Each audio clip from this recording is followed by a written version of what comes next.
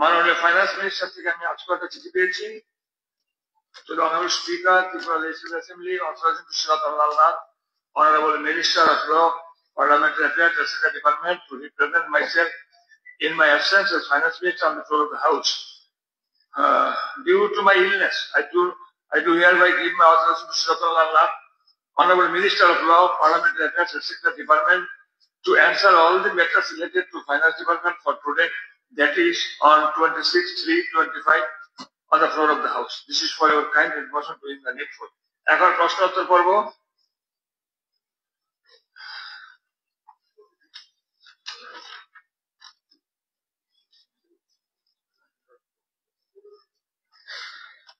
প্রথম প্রশ্নটি এনেছেন Shri Shambhulal Chakma. Honorable Speaker, sir, my admitted start question number 23.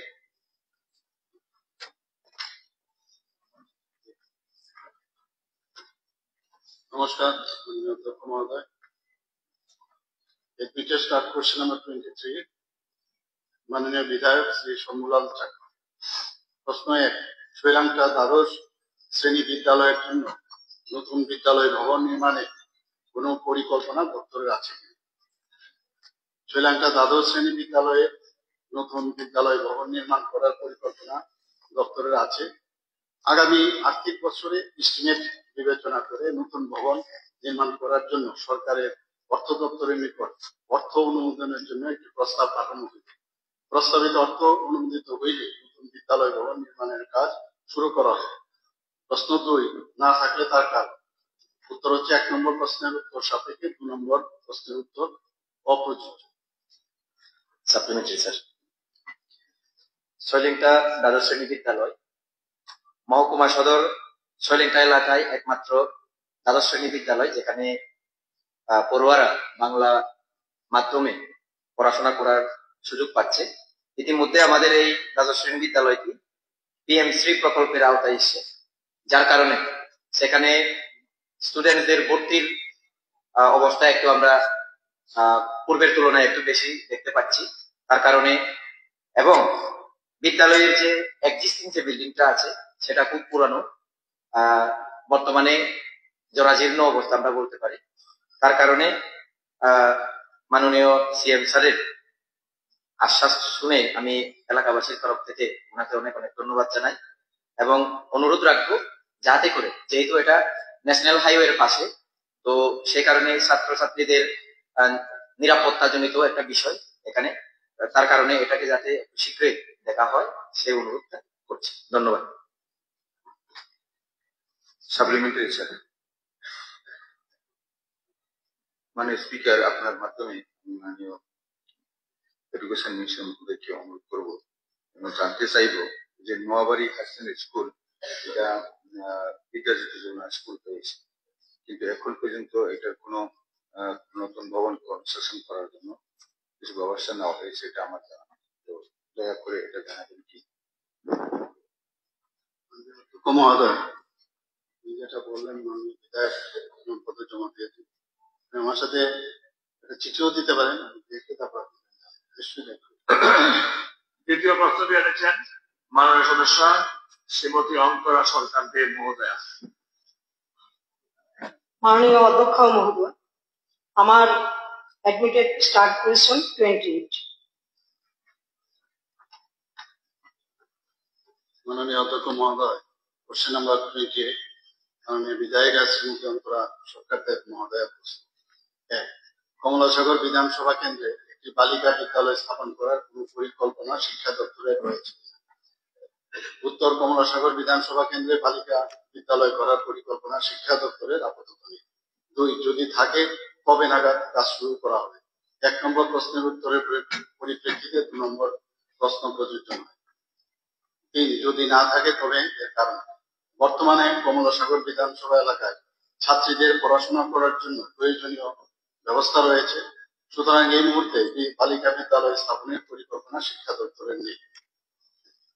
Supplementary sir, Kamalasagar বিধানসভা এলাকায় হাই এবং হায়ার সেকেন্ডারি স্কুল মিলে প্রায় 42টি থাকা সত্ত্বেও কোনো বালিকা বিদ্যালয় নাই। মহাশয়, আমি নির্বাচনের পূর্বে বাড়ি বাড়ি যাওয়ার সময় থেকে অদ্যাবধি বিভিন্ন বিদ্যালয় ও অনুষ্ঠানে সংযোগ করার সময় একটি বালিকা বিদ্যালয় স্থাপনের জন্য এলাকার দাবির সম্মুখীন হই। তাছাড়া দেশের আদরণীয় প্রধানমন্ত্রীজি শুরু করে রাজ্যের জনপ্রিয় মুখ্যমন্ত্রীজি এবং রাজ্য সরকার মেয়েদের শিক্ষা এবং চাকরি সহ সর্বক্ষেত্রে উন্নয়নের জন্য প্রচেষ্টা চালিয়ে যাচ্ছে। মহোদয়, বালিকা বিদ্যালয় স্থাপনের জন্য আমাদের কমলাসাগর বিধানসভা অন্তর্গত উত্তর নেহালচন্দ্রনগর উচ্চ বিদ্যালয়টি যদি ঘোষণা করা হয় তাহলে বিদ্যালয় স্থাপনের জন্য এবং আনুষঙ্গিক খাতে আপনার মূল প্রশ্ন আপনি কি চাইছেন? সরকারের আনুষঙ্গিক খাতে সরকারের কোনো অর্থ খরচ হবে না, জায়গাও পর্যাপ্ত পরিমাণে আছে। ওই এলাকার মেয়েদের যে সুযোগ বা তাদের অধিকার দেওয়ার জন্য আমি রাজ্যের জনপ্রিয় মুখ্যমন্ত্রীজির কাছে বিনীত আবেদন রাখছি, যদি বালিকা বিদ্যালয় করা হয় তাহলে ওই এলাকাটি মেয়েদের জন্য সমৃদ্ধ হয়, তারা তাদের অধিকার নিতে পারে। ধন্যবাদ। মাননীয় অধ্যক্ষ মহোদয়, কমলাসাগর বিধানসভা সীমানার থেকে 2.5 কিলোমিটার দূরত্বে একটি বিদ্যালয় রয়েছে, 6ষ্ঠ থেকে 10ম শ্রেণী। সেখানে শুধু মেয়েরাই সেখানে পড়তে পারে, কিন্তু দেখা যায় 24-25 শিক্ষাবর্ষে সেখানে একাদশ ও দ্বাদশ শ্রেণীতে ছাত্রদেরও ভর্তির সুযোগ করাতে হবে। কারণ ওইখানে যে মেয়েরা আছে তাদের সংখ্যা খুবই কম। যে ক্লাস 11-12 বাধ্য হয়ে সেখানে এবং দ্বাদশ শ্রেণীতেও মানে কিছুদিন আগে খালি সেটা উত্তীর্ণ করা হয়েছে, যে সেখানেও মেয়েদের সংখ্যা কম থাকাতে সেখানে আমাদের ছাত্রছাত্রী 2জনকে ক্লাস 11-12 আনার ব্যবস্থা করেছে। তাছাড়া স্থানীয় এলাকাবাসীর অনুরোধে এই যে ছাত্রীর সংখ্যা তুলনামূলকভাবে কম থাকার দরুন এই সিদ্ধান্ত নেওয়া হয়েছে। এবং এখানে উল্লেখ্য যে সিপাহীজলা আমি বিধায়িকা যে বললেন এখানে 45 বিদ্যালয় আছে, 42, এবং এর মধ্যে জুনিয়র বেসিক স্কুল আছে 18টি, সিনিয়র বেসিক আছে 5টি, হাই স্কুল 12টি, হায়ার সেকেন্ডারি স্কুল 8টি এবং 2টি বিদ্যাজ্যোতি স্কুল। টোটাল সেখানে ছাত্রছাত্রী যারা পড়ছেন প্রায় 8,363 জন। এবং সেখানে কিন্তু আজকাল কোয়েডও অনেকে পছন্দ করে, তো সেখানে কো এডুকেশনের ব্যবস্থা আছে, বিদ্যালয়ে মেয়েদের আলাদা টয়লেটেরও ব্যবস্থা আছে। তো আলাদা করে ছেলে বা মেয়েদের কোন স্কুল যদিও সেখানে এখন যে বিষয়টা আমি বললাম সেগুলো আলাদা নেই। এখন যদি পরবর্তী সময়ে যদি কোনো সুনির্দিষ্ট প্রস্তাব আসে তখন শিক্ষা দপ্তর নিশ্চয়ই দেয়। পরবর্তী প্রশ্নকর্তা মাননীয় সদস্য শ্রী পিনাকি দাস চৌধুরী মহোদয়। My admitted start question 43.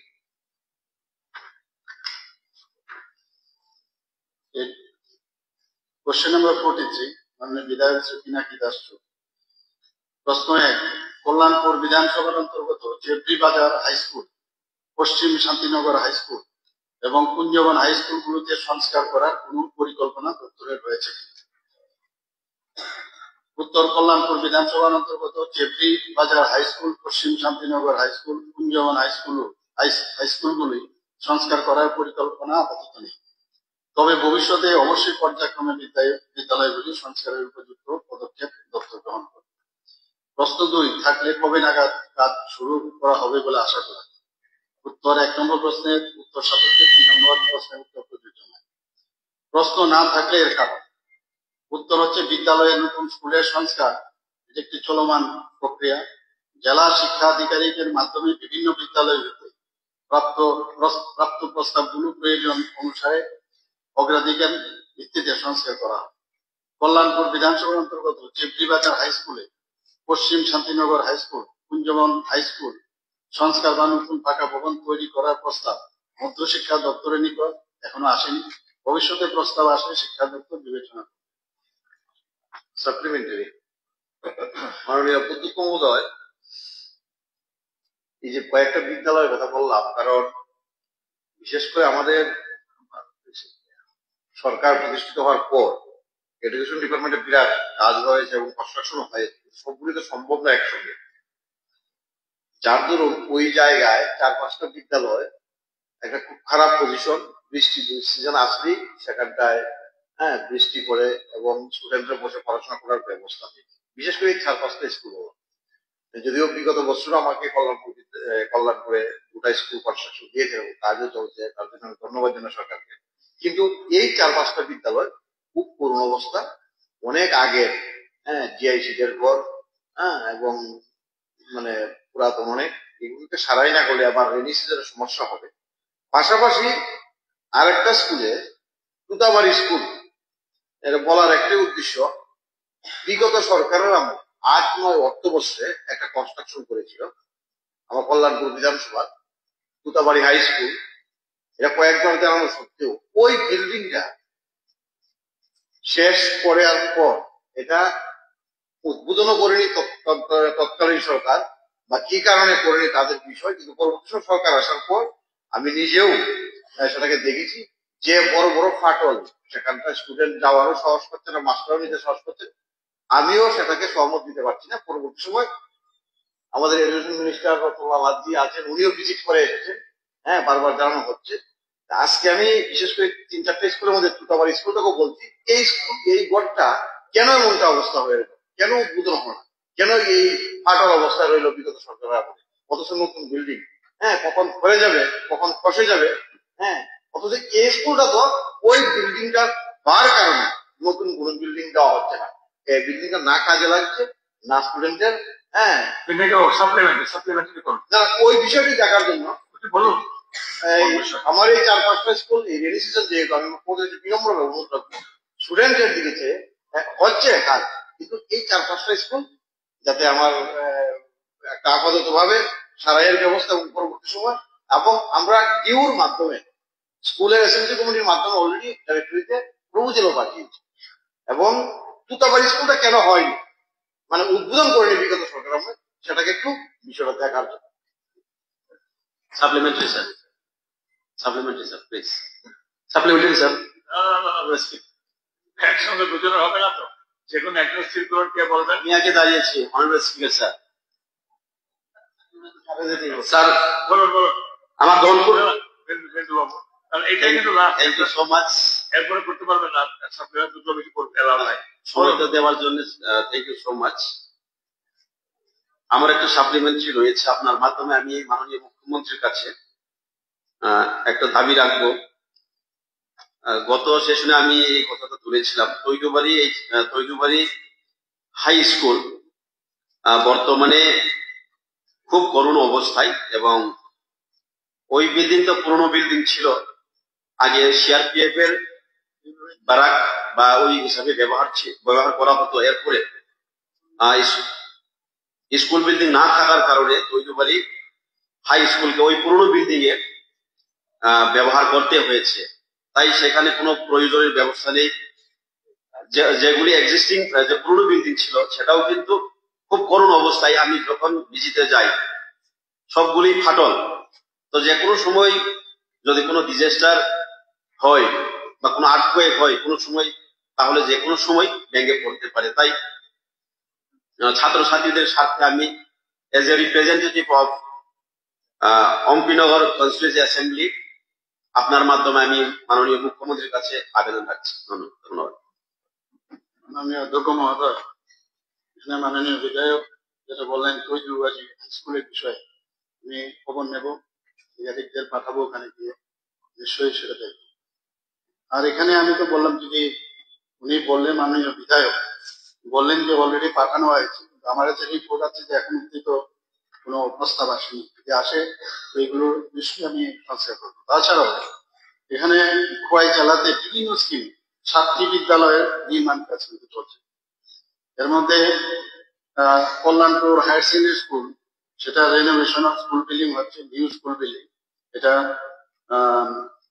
Complete হয়ে গেছে। তাছাড়া কল্যাণপুর হায়ার সেকেন্ডারি স্কুল, সেখানে construction of girls hostel new school building এ, সেখানেও প্রায় শেষের পথে।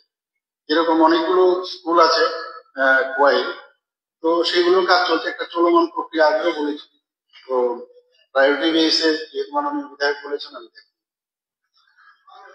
না না না প্লিজ, না না না না প্লিজ মামুনি সরি, পরবর্তী প্রশ্ন করতে হচ্ছেন শ্রীমতী মীনারানী সরকার মহোদয়। মাননীয় অধ্যক্ষ মহোদয়, আমার কোশ্চেন, অ্যাডমিটেড কোশ্চেন স্টার 45। মাননীয় অধ্যক্ষ মহোদয়, কোশ্চেন নাম্বার 45, মাননীয় বিধায়িকা শ্রীমতী মীনারানী সরকার। প্রশ্ন 1, বাদারঘাট বিধানসভার অন্তর্গত চারিপাড়া লোকনাথ আশ্রমস্থিত জুনিয়র বেসিক স্কুলটিকে সিনিয়র বেসিক স্কুলে উন্নীত করার পরিকল্পনা দপ্তর আছে কিনা? উত্তর হচ্ছে, বাদারঘাট বিধানসভার অন্তর্গত চারিপাড়া লোকনাথ আশ্রমস্থিত জুনিয়র বেসিক নামক কোন স্কুল নেই। চারিপাড়া লোকনাথ আশ্রমস্থিত জুনিয়র বেসিক স্কুলের নাম হলো বেলাবর জেবি স্কুল। এই স্কুলটিকে সিনিয়র বেসিক স্কুলে উন্নীত করার পরিকল্পনা দপ্তরের আপাতত নেই। প্রশ্ন 2, থাকলে কবে নাগাদ বলে আশা করা যায়? উত্তর, 1 নম্বর প্রশ্নের উত্তরের পরিপ্রেক্ষিতে 2 নম্বর প্রশ্ন প্রযোজ্য নয়। প্রশ্ন 3, না থাকলে তার কারণ। উত্তর, এই স্কুলটিকে সিনিয়র বেসিক স্কুলে উন্নীত করার জন্য কোনো প্রস্তাব বিদ্যালয় শিক্ষা দপ্তর আসেনি। তাছাড়া স্কুলটিতে প্রয়োজনীয় ইনফ্রাস্ট্রাকচারও নেই। সাপ্লিমেন্টারি স্যার, চারিপাড়া লোকনাথ আশ্রম স্থিত জুনিয়র বেসিক স্কুলটি বর্তমানে সিনিয়র বেসিক স্কুলে পরিণত করার জন্য আমি বলেছি এখানে, কারণ পার্শ্ববর্তী বেলাবর স্কুলটি বিদ্যাজ্যোতি হওয়ার কারণে ওইখানকার ছাত্রছাত্রীরা বিশেষভাবে দুর্বল হয়ে পড়ছে, কারণ ওদের আর্থিক অবস্থা খুবই খারাপ, শ্রমজীবী মানুষের সংখ্যা বেশি। তাই বর্তমানে ওই এলাকার জনগণের সুবিধার্থে, ছাত্রছাত্রীদের সুবিধার্থে আমি মাননীয় মুখ্যমন্ত্রী মহোদয়ের কাছে আবেদন করছি, আপনি যাতে এই স্কুলটির দিকে একটু দৃষ্টি দেন এবং সেটি যাতে সিনিয়র বেসিক স্কুলে উন্নত করা হয়। Thank you sir. Supplementary sir, বলছি, যেহেতু এটা এডুকেশন ডিপার্টমেন্টের প্রশ্ন, আমি বলছি আমাদের বক্সনগরে 8টা 12 স্কুল আছে। সেই 8টা 12 স্কুলের মধ্যে 3টা 12 স্কুলের বাউন্ডারি ওয়াল আছে স্যার, আর 5টা স্কুলের বাউন্ডারি ওয়াল নেই। তার মধ্যে 5টা স্কুলের মধ্যে 4টা স্কুলের পাশাপাশি বাজার আছে স্যার। তো যার জন্য এখানে বাউন্ডারি না হওয়ার কারণে এখানে 12 স্কুলের মধ্যে সব ম্যাচুয়ার স্টুডেন্ট লেখাপড়া করছে, একটা প্রবলেম, একটু অসুবিধা হয়ে যায় বাজারঘাট। আরেকটা প্রবলেম হলো স্যার, বাজারের কাছে থাকাতেই স্কুলের জায়গাগুলো বেদখল হয়ে যাচ্ছে। তাই আমি মাননীয় ডিপার্টমেন্টের মন্ত্রী তথা আমার জনপ্রিয় মুখ্যমন্ত্রীর কাছে অনুরোধ করব, আমাদের যে 5টা 12 স্কুল আছে এগুলোতে যদি বাউন্ডারি করা হয় তাহলে আমাদের বক্সনগরে এই 12 স্কুলগুলি অত্যন্ত উপকৃত হবে। ধন্যবাদ স্যার। মাননীয় অধ্যক্ষ মহোদয়, মাননীয় বিধায়ক বক্সনগরের যিনি বললেন, ত্রিপুরায় যে বহু স্কুল আছে এখানে বাউন্ডারি বিগত আমলেও আমরা দেখেছি, সেগুলো আমার নজরও আছে। তো যদি আর্থিকভাবে ব্যবস্থা হয় তো নিশ্চয়ই এগুলো আমরা পর্যায়ক্রমে আমরা। আর মাননীয় বিধায়িকা যে আমি আগেও বলেছি যে যদি পরিচালন কমিটি বা জেলা শিক্ষা আধিকারিকের পক্ষ থেকে কোনো এইভাবে বিবেচনা করে আমাদের কাছে পাঠান নিশ্চয়। পরবর্তী প্রশ্ন করতে হচ্ছেন শ্রীমতী স্বপ্নাদেব বর্মা মহোদয়। মাননীয় অধ্যক্ষ, any question number start 5. মাননীয় অধ্যক্ষ মহোদয়, মাননীয় বিধায়িকা শ্রীমতী স্বপ্নাদেব বর্মা মহোদয়ের কোশ্চেন নাম্বার 1। 11 মান্দাই বিধানসভা অন্তর্গত ভদ্র নিশিপাড়া হাই স্কুলকে হায়ার সেকেন্ডারিতে উন্নীত করার দপ্তরে কোনো পরিকল্পনা আছে কিনা? 11 মান্দাই বিধানসভা অন্তর্গত ভদ্র নিশিপাড়া হাই স্কুলকে হায়ার সেকেন্ডারিতে উন্নীত করার পরিকল্পনা দপ্তরে আছে। 2 নম্বর প্রশ্ন, যদি থাকে কবে নাগাদ হবে বলে আশা করা যায়? উত্তর: 1 নম্বর প্রশ্নের উত্তরের পরিপ্রেক্ষিতে 2 নম্বর প্রশ্নের উত্তর প্রাসঙ্গিক নয়। 3 নম্বর প্রশ্ন না হলে তার কারণ, বর্তমান বিদ্যালয়টিতে যদি উন্নতি করতে হয় তার প্রয়োজনীয় কাঠামো ও শিক্ষক শিক্ষিকার ব্যবস্থা করতে হবে। Supplementation. Sir, Bodromishi Para School, of 1952, yeah, no, our election, Sam, 2013 মাধ্যমিক আরম্ভ হবো।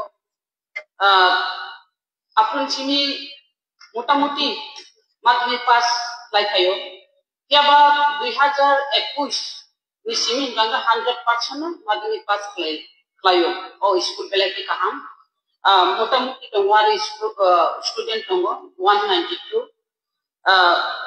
অন্যান্য স্কুলের ওকে পাশে থাঙ্গাই কিন্তু বদ্রমিশি বঙ্গাই স্টুডেন্ট তঙ্গ শুধু অরো বদ্রমিশি এলাকানি বা মান্দাই এলাকানি স্টুডেন্ট সিমিয়া কয় হাই জায়গানি গো আরো স্টুডেন্ট তঙ্গ তাই সামনো দলাই ডিস্ট্রিক্ট নিগো স্টুডেন্ট হাই দু কিবা আরো ও স্কুল কোনো তামিনা নাবো স্টুডেন্ট তংজানাই জায়গা রক্ষণি ফানো বড় কষ্ট নষ্ট খানি করি দङ আরো 6টা বেশি ও স্কুল কভার খায়ো তাই 30টা পারা আরো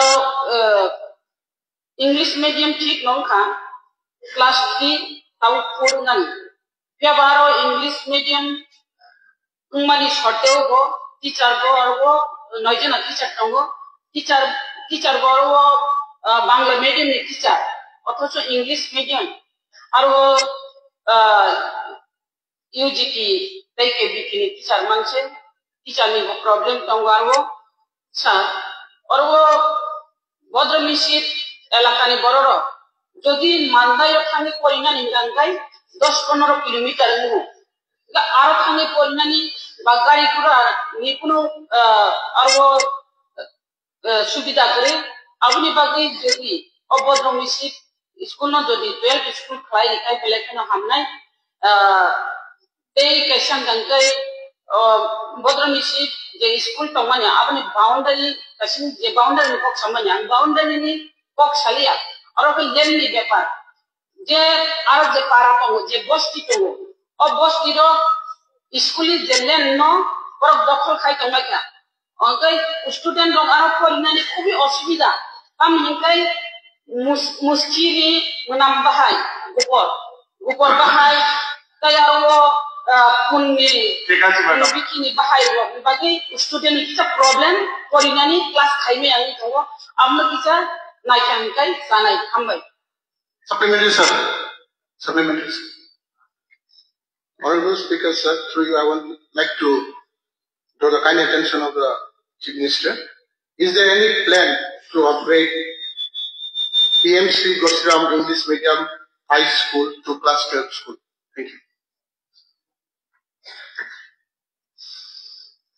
মাননীয় অধ্যক্ষ মহোদয়, এখানে মধ্যশিক্ষা দপ্তরের অধীনে 11 মান্দাই বিধানসভা এলাকায় 11টি মাধ্যমিক ও 3টি উচ্চতর মাধ্যমিক বিদ্যালয় আছে। ভদ্রমিশি পাড়া হাই স্কুলটিতে মোট ছাত্রছাত্রীর সংখ্যা মাত্র 197টা। এবং 10ম শ্রেণীতে ছাত্রছাত্রীর সংখ্যা মাত্র 35 জন। বিদ্যালয়ে 10 জন শিক্ষক শিক্ষিকা রয়েছে, 60টি শ্রেণীকক্ষ রয়েছে। সুতরাং দ্বাদশ শ্রেণীতে উন্নীত করার আমি যেটা বললাম একটু আগে, যে ইনফ্রাস্ট্রাকচার করার মতো অবস্থা সেখানে। তাছাড়া এই ভদ্রবিশেষ পাড়া হাই স্কুলটির নিকটবর্তী আরেকটি দ্বাদশ শ্রেণী বিদ্যালয় রয়েছে, যার নাম কোবরা খামার দ্বাদশ শ্রেণী বিদ্যালয়। তার দূরত্ব মাত্র 2.5 কিলোমিটার। সেই বিদ্যালয়ে পড়াশোনার প্রয়োজনীয় পরিকাঠামো রয়েছে। এখানে মাননীয় বিধায়ক টিএমসি স্কুল সম্পর্কে বলেছে, আমি খবর নিয়ে আমি বিষয়টা দেখবো। আর মাননীয় বিধায়িকা যেটা বলেছেন, তবুও আমি দপ্তরের যারা আধিকারিকরা আছেন তাদেরকে বলবো বিষয়টা দেখা। পরবর্তী প্রশ্নকর্তা শ্রী নয়ন সরকার মহোদয়। মাননীয় অধ্যক্ষ মহোদয়, আমার question number *61। Honourable speaker sir, মাননীয় সদস্য নয়ন সরকারের যে প্রশ্ন, রাজ্যে গ্রাহকদের নতুন করে ডিজিটাল রেশন কার্ড দেওয়ার উদ্যোগ গ্রহণ করা হয়েছে কি, এবং হয়ে থাকলে কবে নাগাদ নতুন করে ডিজিটাল রেশন কার্ড দেওয়া হবে বলে আশা করা যায়। কালকে ওই বিষয়ে আলোচনা হয়েছে। আমরা ডিজিটাল রেশন কার্ড দেওয়ার কোনো এখন পর্যন্ত সিদ্ধান্ত গ্রহণ করিনি, তবে পুরনো যে রেশন কার্ডগুলো সেগুলোর বদলে আমরা পিভিসি কার্ড দেওয়ার প্রক্রিয়া আমরা শুরু করেছি। Supplementary session, digital ration card দেওয়ার কথা আমরা অনেকদিন ধরে শুনছি। তো রেশন শপে অনেকবার কাগজও জমা নেওয়া হয়েছে এবং আঙ্গুলের ছাপও নেওয়া হয়েছে, কিন্তু আমরা বুঝতে পারছি না যে কবে নাগাদ হবে। মন্ত্রী যদি এই ব্যাপারে যদি হাউসকে বলে যে একদিনের মধ্যে হবে তাহলে ভালো হয়। স্যার, আমার একটা সাপ্লিমেন্টারি আছে, যে রেশন কার্ডগুলি বিশেষ করে গ্রাম অঞ্চলে যারা থাকেন, রেশন কার্ডগুলি মানে যে কাগজে যেটা ওইটা ছিঁড়ে গেছে। অনেকে রেশন কার্ড, আমার যেটা বিধানসভা কেন্দ্র, অনেকে রেশন কার্ডটা ওইটা মানে চেনার মানে উপায় নেই। সুতরাং আমি আপনার মাধ্যমে মাননীয় মন্ত্রী মহোদয়ের নিকট অনুরোধ করবো যে পিভিসি যে রেশন কার্ড দেওয়ার উনি যেটা কথা বলছেন, এটা খুব তাড়াতাড়ি যদি দেওয়ার ব্যবস্থা করেন খুব উপকৃত হবে। ধন্যবাদ। রঞ্জিত বাবু, গ্রাম শহর বলে নয়, পুরান রেশন কার্ড শহরের গ্রামের একই অবস্থা। গুড কোশ্চেন, বলুন। মাননীয় অধ্যক্ষ মহোদয়, মাননীয় বিধায়ক নয়ন সরকার, আমি বলবো আপনার বোধ হয় পিভিসি রেশন কার্ড আর ডিজিটাল রেশন কার্ডের মধ্যে তফাৎটা একটু বুঝতে হবে। পিভিসি হচ্ছে তার মধ্যে স্মার্ট কার্ডের, আমাদের যেটা ডিজিটাল হচ্ছে স্মার্ট কার্ডের মধ্যে। আপনি বলছেন যে আঙ্গুলের ছাপ নেওয়া হচ্ছে, সেটা সঠিক।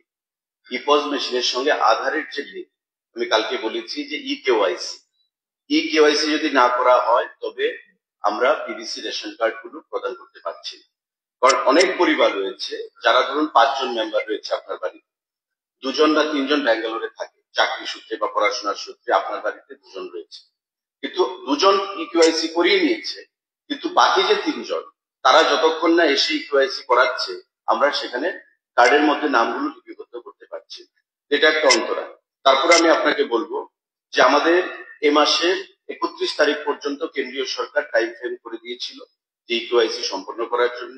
অ্যাজ অফ নাও আমাদের কাছে যা তথ্য আছে, টোটাল আমাদের 37,33,000 রেশনিং পপুলেশন ত্রিপুরা রাজ্যে, তার মধ্যে 26,89,000 অলরেডি এই কেওয়াইসি করিয়ে নিয়েছে, অর্থাৎ 72.2% হচ্ছে অ্যাচিভমেন্ট। মাননীয় বিধায়িকা নন্দিতা রিয়াং দেববর্মা গতকালকে বলেছিলেন ওনার এলাকাকে নিয়ে, এবং আমিও আলোচনা করেছিলাম, এবং আমি আশ্বস্ত করতে চাইছি হাউসকে যে ইকেওয়াইসি আমাদের 31 তারিখ পর্যন্ত কেন্দ্রীয় সরকার টাইম দিয়ে দিয়েছে। তারপরেও সকল মানুষের স্বার্থে সেটা বাড়ানো যায় কিনা আমরা দেখছি। তাড়াতাড়ি দেওয়ার যেটা প্রশ্ন আমাদের রঞ্জিত বাবু এবং নয়ন সরকার যেটা বলেছে, আমরা ইচ্ছা করলেই পারবো না। ইতিমধ্যে আমাদের অনেক কার্ড রেডি হয়ে গেছে, যেটা আমরা বললাম, কিন্তু যতক্ষণ না পর্যন্ত সম্পূর্ণ কার্ডটা ইকেওয়াইসি সম্পন্ন হয় আমরা সেটা স্টার্ট করতে পারবো না।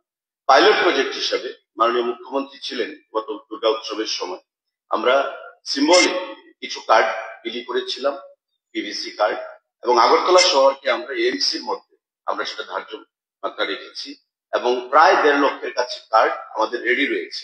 আমরা 1 মাসের মধ্যে এই কার্ডগুলো বিলির যে প্রক্রিয়া রেশন শপের ডিলারদের মাধ্যমে সেটা আমরা শুরু করব। পরবর্তী প্রশ্ন করতে হচ্ছে শ্রী দীপঙ্কর সেন মহোদয়। My admitted start question 6-8. মাননীয় অধ্যক্ষ মহোদয়, মাননীয় বিধায়ক দীপঙ্কর সেন মহোদয় যে প্রশ্ন এনেছেন, ইহা কি সত্যি যে রাজ্যের কৃষি দপ্তর কৃষকদের কাছ থেকে কেন্দ্রীয় হারে ধান ক্রয় করার জন্য সিদ্ধান্ত গ্রহণ করতে যাচ্ছে, এবং সত্য হলে কবে নাগাদ কৃষকরা এই কেন্দ্রীয় হারে ধান বিক্রির সুযোগ পাবে বলে আশা করা যায়? মাননীয় সদস্য নিশ্চয়ই জানবেন যে আমাদের 2018 সালের নির্বাচনের আগে ভিশন ডকুমেন্টের প্রতিশ্রুতি ছিল যে সরকার যেদিন থেকে প্রতিষ্ঠিত হবে সেই সিজন থেকে কেন্দ্রীয় হারে আমাদের এফসিআই এর মাধ্যমে আমরা ধান ক্রয় করব, এবং 18 সালে নির্বাচিত হওয়ার পর এখন পর্যন্ত প্রতি বছর দুবার খারিফ এবং রবি সিজনে আমরা এমএসপি রেটে সেখানে ধান ক্রয় করছি। গত সিজনে আমাদের যে সিজন সম্পন্ন হলো রবি সিজন, সেই সিজনেও আমরা প্রায় 17,000 মেট্রিক টন ধান সারা রাজ্য থেকে কৃষক থেকে আমরা ক্রয় করেছি। এখন পর্যন্ত আমাদের কাছে যা তথ্য আছে 1,17,000 মেট্রিক টন ধান আমরা ত্রিপুরা রাজ্যের কৃষকদের কাছ থেকে ক্রয় করেছি। 445 কোটি টাকা এই ধান ক্রয়ের মাধ্যমে এমএসপির মাধ্যমে গেছে, এবং ত্রিপুরা রাজ্যে আমাদের একটা বিশাল অংশের কৃষক উপকৃত হয়েছে এই ধান ক্রয়ের মাধ্যমে। এবং আমরা আশ্বস্ত করতে চাইছি যে কৃষি দপ্তরের মন্ত্রী এখানে আছেন, খাদ্য দপ্তর এই ধান ক্রয় করে থাকে কৃষি দপ্তরের সক্রিয় সহযোগিতার মাধ্যমে, এবং সারা রাজ্যে প্রতিটি কৃষি মহকুমা কৃষি আধিকারিক, ডেপুটি ডিরেক্টর, ডাইরেক্টরেট লেভেলে এবং আমাদের খাদ্য দপ্তরের যৌথ প্রচেষ্টায় এই ধান ক্রয় আমরা চালু রাখবো। আগামী দিনে যতদিন আমাদের সরকার থাকবে আমাদের ধান ক্রয় প্রক্রিয়া চালু থাকবে। কিন্তু আমি আপনাকে বলতে চাইছি যে এই ধান ক্রয় নিয়ে এই সেশনে আমাদের এই হাউসে মাননীয় বিধায়ক দলনেতা দেব উনি বছরখানেক আগে বলেছিলেন যে আমরা তো চেষ্টা করেছি কেন্দ্রীয় সরকার ধান ক্রয় করে, কেন্দ্রীয় সরকারের দিকে বরাবর আঙুল তুলে দেওয়া, কিন্তু আমরা কাগজপত্র দিয়ে দেখিয়ে দিয়েছি প্রাক্তন মুখ্যমন্ত্রী যখন ছিলেন মানিক সরকার, রামবিলাস পাসওয়ান খাদ্যমন্ত্রী ছিলেন, সিদ্ধান্ত হয়েছিল ডিসিপি মোডে কেন্দ্রীয় সরকার ধান ক্রয় করবে না, রাজ্য সরকারকে করতে হবে, কেন্দ্রীয় সরকার রিইনভার্সমেন্ট করবে, যে পদ্ধতিতে আমরা করছি। কিন্তু তারা সেটা করেনি, কিন্তু বরং বলেছে বারবার যে কেন্দ্রীয় সরকার করছে না, কেন্দ্রীয় সরকার করছে না। কিন্তু আমরা সেটা প্রমাণ করেছি যে আমরা যেটা বলেছি যে কৃষকদের কাছ থেকে ধান ক্রয় করব, আমরা সেটা করেছি, এবং আগামী দিনেও আমাদের সেই প্রক্রিয়া জারি থাকবে। 18-19 থেকে ধান ক্রয় শুরু হয়েছে, এটা ঠিক আছে। 18-19 উৎপাদনের 1% ধান ক্রয় করতে পেরেছে সরকার, এবং 0.87% কৃষকদের কাছ থেকে এই ধান ক্রয় করেছিল। 19-20 আমি তথ্য দিচ্ছি, 19-20 উৎপাদনের 2.29% ধান ক্রয় করতে পেরেছে। 18 টাকা 68 পয়সা রেট সেখানের মধ্যে ছিল।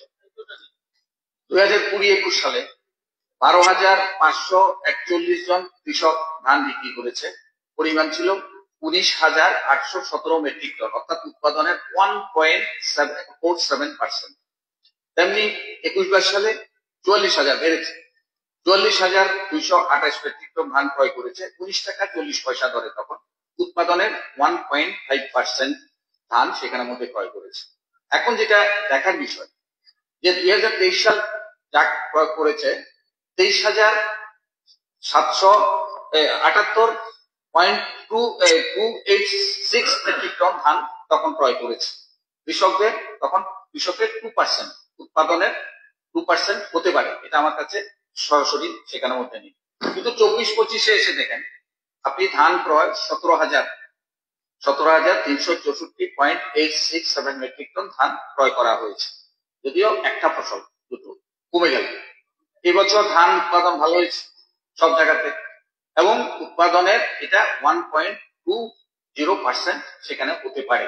আমি সরাসরি ক্যালকুলেশনটা সেভাবে করি।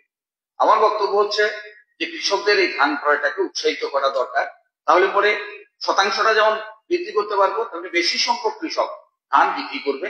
স্বামীনাথন কমিশনের যে রিপোর্ট 28 টাকা 50 পয়সা ধরে ধান ক্রয় করলে সহায়ক মূল্য ধরে এটা 28 টাকা 50 পয়সা স্বামীনাথন কমিশনের রিপোর্টে এসেছে।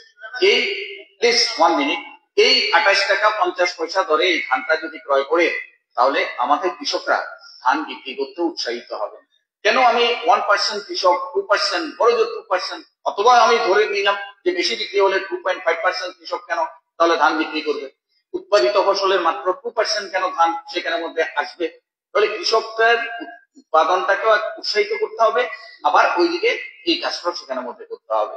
সেই জন্য এটা আমি বলছি যে 28 টাকা 50 পয়সা এই দরটা যদি ঠিক করে দিই, তাহলে ব্যাপক কৃষক তার ধান বিক্রি করতে পারবে।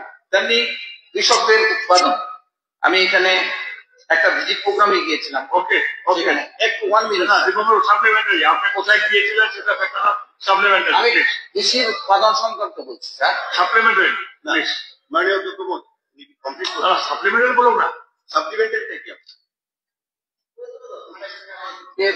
আমি এটাতে বলছিলাম, কারণ আমি বললাম যে কৃষকের উৎপাদন তুলে নিয়ে আমি সেখানের মধ্যে বলছি।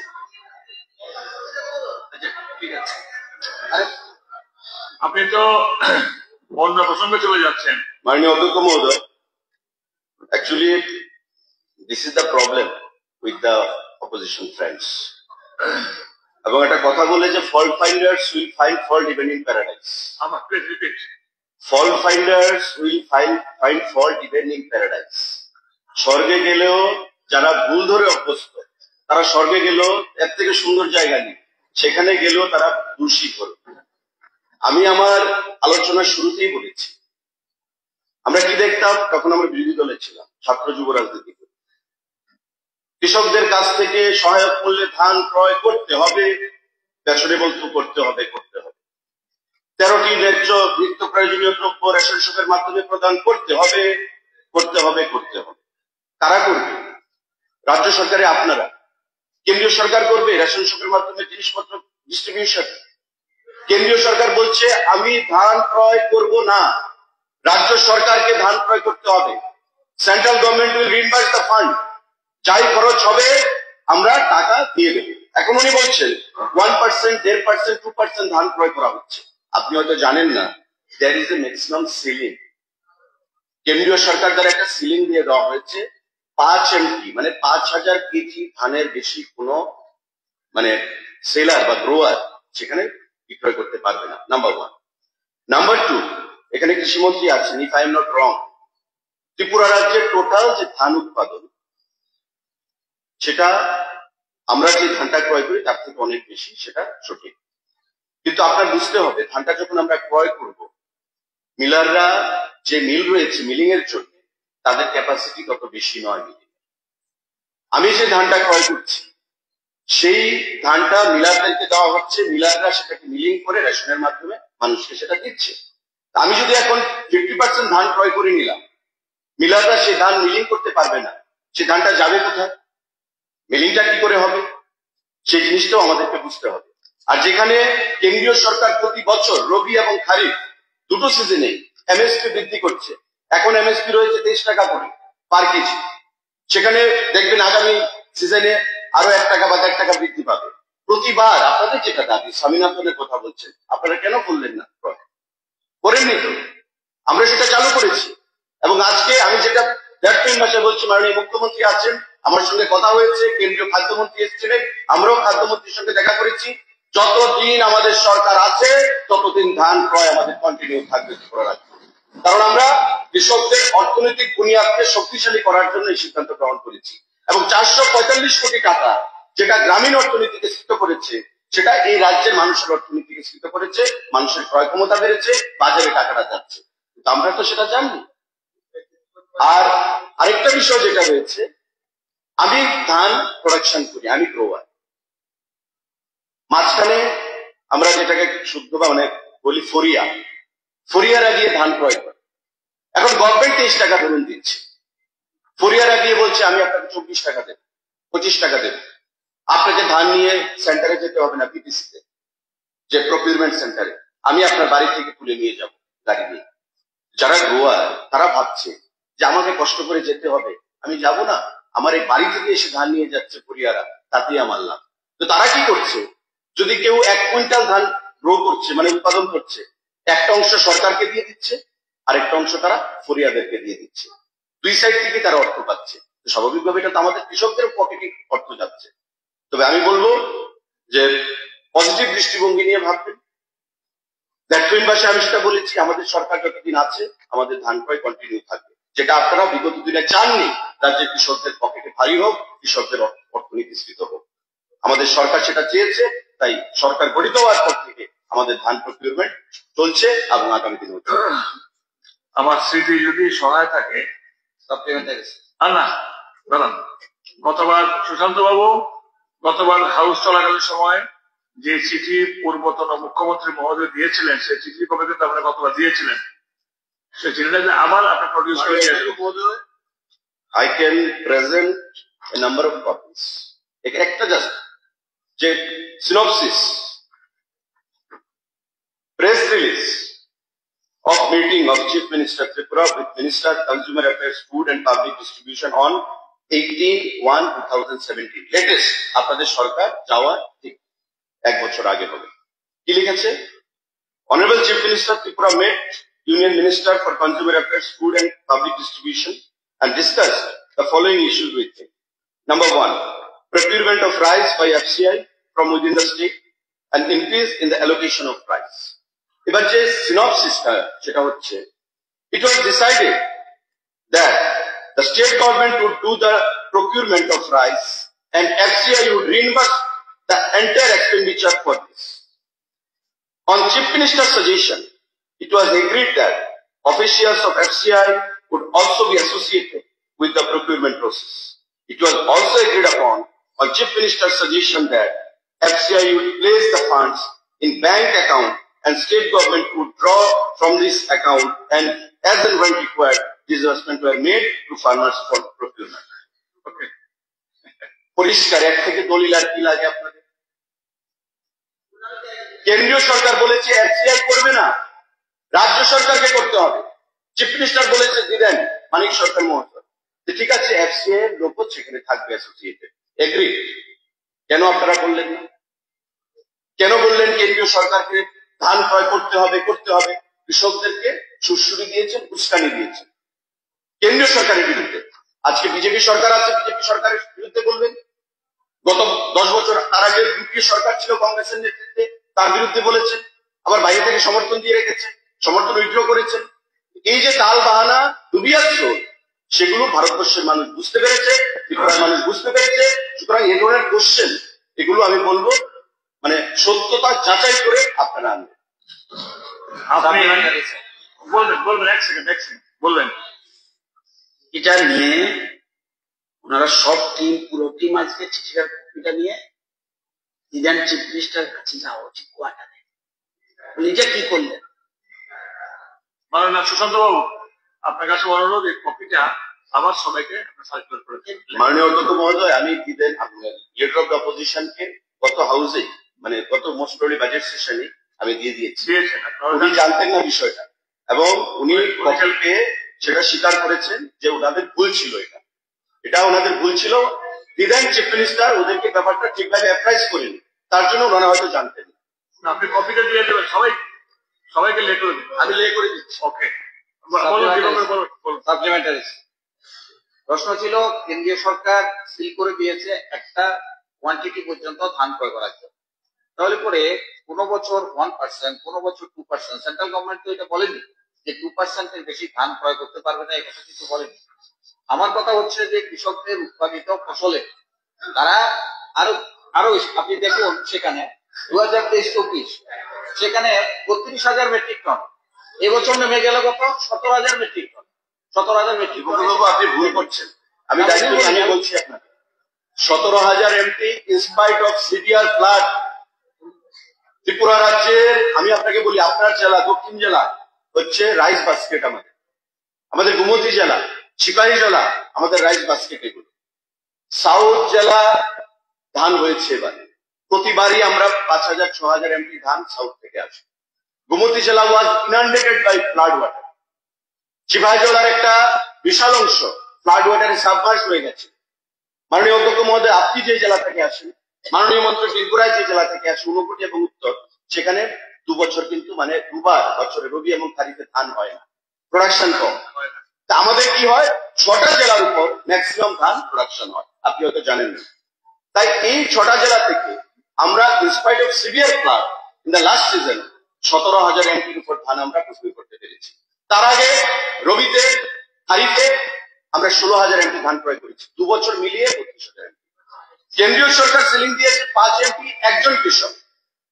I am N individual farmer, আমি ম্যাক্সিমাম 5,000 এমপি ধান আমি বিক্রি করতে পারবো। আমরা তো চাই পুরোটাই নিতে। আমরা প্রতিবার মাননীয় কৃষিমন্ত্রীকে নিয়ে, মুখ্যমন্ত্রী, আমরা ভিডিও কনফারেন্স করি এসএদের সঙ্গে, বিডিওদের সঙ্গে, এসডিএমদের সঙ্গে, অফিসারদের সঙ্গে, যে ম্যাক্সিমাম ধান 1 কেজি ধানও যেন বাড়িতে পড়ে না থাকে। কিন্তু আমরা ফোর্স করতে পারবো না কোনো কৃষককে। এবং প্রতি বছরই আমি যেটা বলেছি, কৃষক কিছু ধান সরকারের কাছে বিক্রি করছে, কিছু ধান ফরিয়াদের কাছে বিক্রি করছে। ফরিয়ারাও এই রাজ্যেরই বাসিন্দা, ধান চালের যারা ব্যবসা করে। আমি যে বিধানসভা কেন্দ্র থেকে প্রতিনিধিত্ব করছি মজলিশপুর রানীর বাজারে, আপনি দেখবেন আপনাদের আমলে এই যে খলাগুলো রয়েছে যেখানে ধান সেদ্ধ করে রাখা হয়, আজকে সেগুলো শূন্য অবস্থায় পড়ে রয়েছে। যারা ধান চালের ব্যাপারীরা রয়েছে তারা সম্পূর্ণভাবে উৎসাহ হারিয়ে ফেলেছে। আজকে আপনাদের সরকারের সময় রাজ্যের প্রত্যন্ত অঞ্চলগুলোতে ধানগুলোর মাঠগুলো খালি করে থাকতো, কৃষকরা উৎসাহ হারিয়ে ফেলেছিল যে সরকার আমাদের থেকে ধান ক্রয় করে না। আমরা যখন ধান ক্রয় শুরু করলাম, আজকে দেখবেন প্রতিটি ফসলের সেখানে জমি খালি পড়ে নেই, ধান উঠছে আবার ধান লাগিয়ে দেওয়া হচ্ছে, ধান উঠছে আবার ধান লাগিয়ে দেওয়া হচ্ছে। কারণ কি, ওই অ্যাসুরেন্স সরকারের তরফ থেকে যে রবি এবং খারিফে চাই কিছু হোক, আমার ধান আমি সরকারের কাছে বিক্রি করতে পারবো এমএসপি। এবং এটা আগামী দিনে আমরা জারি রাখবো যতদিন আমাদের সরকার থাকবে। ফ্লাডের কারণে আপনি ধানটা কিনতে পারেন, উৎপাদন কম হয়েছে বলার চেষ্টা করছেন দক্ষিণ জেলা। ঠিক আছে, হয়েছে। এরপরে প্রশ্ন আমার কথাটা শেষ করিনি, আমার কথাটা শেষ করি, এটা তো জানা দরকার। বাবু, is it your habit to disturb the house? No, supplementary no. আপনার শেষ, মাননীয় সদস্য Gopal babu, is it your habit? Advantage to start question number 76.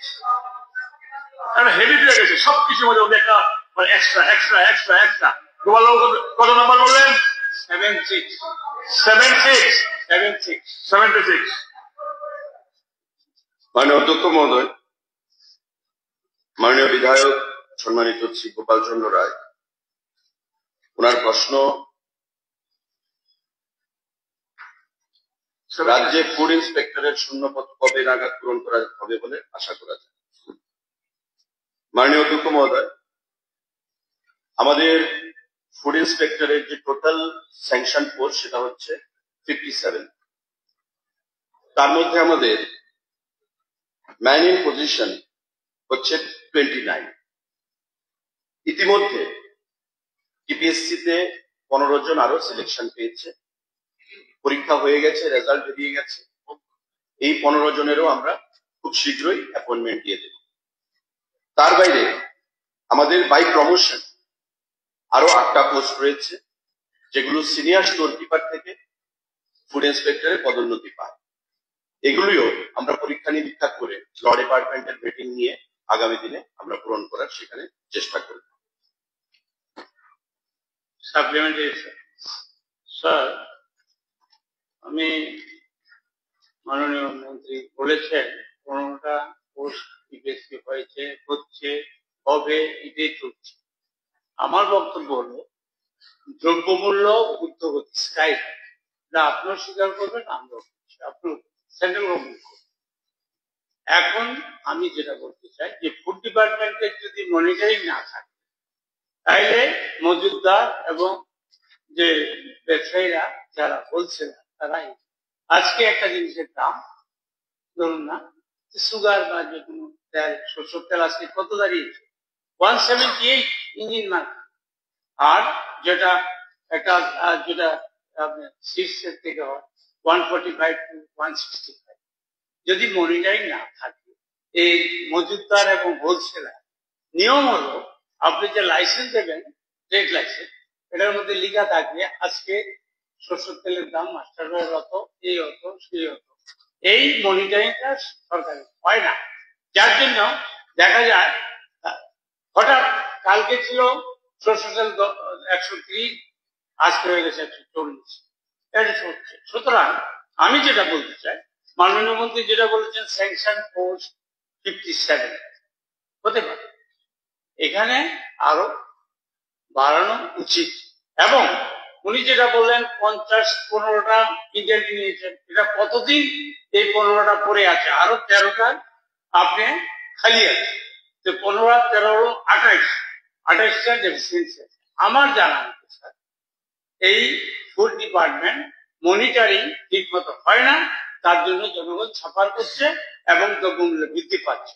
আমি মাননীয় মন্ত্রী মহোদয়কে বলবো যে প্রত্যেকটা হোলসেলারের দোকানের সামনে সাইনবোর্ড লিখে প্রতিদিনের দাম লিখা থাকবে কিনা এবং ডেইলি ইন্সপেকশন করা হবে কিনা, যে পার্সেন্টেজ কত মৌজার থেকে, যেখান থেকে আসাম থেকে যেমন আছে বা সাপ্লিমেন্টারি, আমি সাপ্লিমেন্টারি বলছি স্যার, প্রশ্নটাই করছি আমি আপনাকে, যেখানে সোর্সের থেকে যে আসছে দাম কত, কত প্রফিট নেবে, এই করে ডেইলি মনিটরিং করবেন কিনা। আর যে পোর্টগুলি খালি আছে অতি সত্ত্বর এগুলি ব্যাকআপের সাথে আমাদের সাথে দ্রব্যমূল্য রোধের সাথে আপনার ডেইলি মনিটরিং করার জন্য এগুলি ফুলফিল করবেন।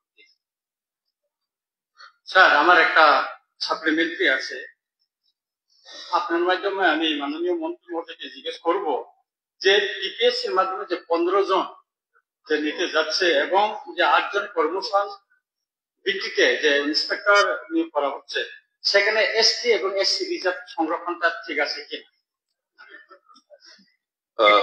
রঞ্জিত বাবুর উত্তরটা আমি আগে দিচ্ছি। মাননীয় অধ্যক্ষ মহোদয়, যখনই কোনো রিক্রুটমেন্ট হবে অ্যাজ পার রোস্টারই হবে।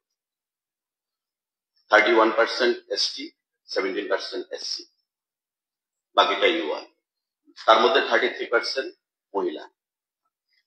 এই রোস্টার মেনেই হবে। আর 8 জন যেটা আমি বলেছি, this all are promotional post, not direct recruitment. 8 জন সিনিয়র স্টোর কিপার থেকে প্রমোটেড হবে to the post of food inspector. যেমন ফিডার পোস্ট থাকে, টিসিএস এ যারা অনেক সময় যায়, পঞ্চায়েত এক্সটেনশন অফিসার থেকে, সিডিপিইউ থেকে বা বিভিন্ন পদ থেকে, এক্সাইজ থেকে টিসিএস গ্রেড 2 তে যায়। সিমিলারলি আমাদের সিনিয়র স্টোর কিপার থেকে ফুড ইন্সপেক্টরে পদোন্নতিতে তারা ফিডার পোস্টের মতো প্রমোশন পাবে 8 জন। আমি বলেছি যেটা ল ডিপার্টমেন্টের সঙ্গে কথা বলে, কারণ সিনিয়র স্টোর কিপার ডাইরেক্ট কোনো পোস্ট নেই, জুনিয়র স্টোর কিপার হিসেবে তাকে জয়েন করতে হয়। এবার জুনিয়র স্টোর কিপারের কোয়ালিফিকেশন হচ্ছে মাধ্যমিক, তো মাধ্যমিক পাস একজন ফুড ইন্সপেক্টর হতে পারবে। তাই junior store keeper to senior store keeper, senior store keeper to food inspector. এবার যারা রিকুইজিট কোয়ালিফিকেশন রয়েছে সিনিয়র স্টোর কিপার থেকে ফুড ইন্সপেক্টরে হওয়ার, তারাই ফুড ইন্সপেক্টরের পদোন্নতি পেতে পারে। আমরা সেগুলো নিয়ে কালকে রাত্রেও সেক্রেটারি এবং ডাইরেক্টরের সঙ্গে কথা হয়েছে এই বিষয়গুলো। মাননীয় সদস্য গোপাল বাবু যেটা বলেছেন যে ফুড ইন্সপেক্টরের সংখ্যা কম, আপনি নিশ্চয়ই জানবেন মাননীয় অধ্যক্ষ মহোদয়, যে যখনই কোনো রিক্রুটমেন্ট হবে আগে আমার পোস্ট ক্রিয়েট করতে হবে ফিনান্সের অনুমোদন নিয়ে, তারপর ফিলিং আপের জন্য আবার ফিনান্সের অনুমোদন চাই। আমরা 20টা ফুড ইন্সপেক্টর পদের জন্য সেখানে ফিল আপের জন্য অ্যাপ্লাই করেছিলাম ফিনান্সের কাছে। ফিনান্স আমাদের 15টা অনুমোদন দিয়েছেন। টিপিএসসি এক্সাম করেছে, এক্সামের রেজাল্ট বেরিয়েছে, 15 জন অ্যাজ পার রোস্টার সেখানে সিলেকশন পেয়েছে এবং খুব শীঘ্রই নেক্সট 15-20 ডেজ আমরা তাদের পোস্টিংও আমরা প্রদান করব। যতটুকু বাজারের যে জিনিসপত্রের দামের কথা উনি বলেছেন মাননীয় অধ্যক্ষ মহোদয় সদস্য গোপাল বাবু, এটা আমরা অস্বীকার করি না যে অনেক সময় বিভিন্ন কালোবাজারিদের জন্য বিভিন্ন কারণে বিভিন্ন জিনিসপত্রের দাম বৃদ্ধি পায়, কিন্তু খাদ্য দপ্তরের যে প্রচেষ্টাটা সেই কালোবাজারিদেরকে রোখার জন্য সেই জিনিসটাও আপনারা নিশ্চয়ই লক্ষ্য করেছেন পত্রপত্রিকার মাধ্যমে। তার বাইরে আমাদের কনজিউমার প্রোটেকশন ফোরাম রয়েছে জেলাভিত্তিক এবং রাজ্য স্তরে। রাজ্য স্তরে রয়েছেন হাইকোর্টের একজন জাস্টিসের নেতৃত্বে এবং জেলাভিত্তিকও সেখানে আইনি যাদের ব্যাকগ্রাউন্ড রয়েছে তাদের নেতৃত্বে। প্রতিটি ক্ষেত্রে আমরা অ্যাওয়ারনেস প্রোগ্রাম, প্রতিটি ক্ষেত্রে ছাপা মারা দোকানগুলোতে, যে সমস্ত দোকানগুলোতে কালোবাজারিদের সঙ্গে যুক্ত রয়েছে তাদেরকে বের করে ফাইন ইম্পোজ করে দেওয়া, দোকান বন্ধ করে রাখা, পেনাল্টি ইম্পোজ করা, সমস্ত কিছু ব্যবস্থা আমরা কিন্তু গ্রহণ করছি। কিন্তু আপনি নিশ্চয়ই জানবেন, আমি একজন আইনজ্ঞ বটে, ইসি অ্যাক্ট, যে essential community act, we cannot amend. State government can form the rule, but EC Act is framed by Government of India. Unless and until EC Act is amended, state government has got hardly any chance to take action against the black marketers. যতক্ষণ না পর্যন্ত EC Act কেন্দ্রীয় সরকার amendment করবে যে আমরা vigorous কোন action আমাদের কালোবাজারিদের বিরুদ্ধে ব্যবস্থা নেওয়ার জন্য, সেটা কিন্তু আমরা পারবো না। আমরা রুল করতে পারি। আমি শেষ করিনি।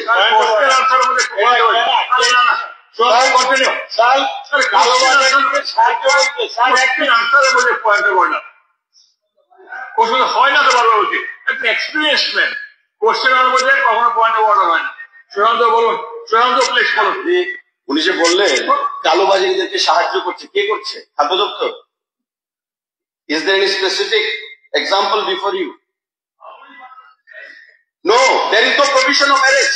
As I told you, how many times I have to tell? We are not in a position to amend the EC Act. Act cannot be amended by government of state government. State government can have a rule framed. You being a lawyer, you should know it. Why you are misleading the house?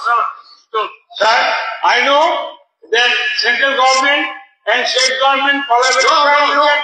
Why tolerate? Why only government of India?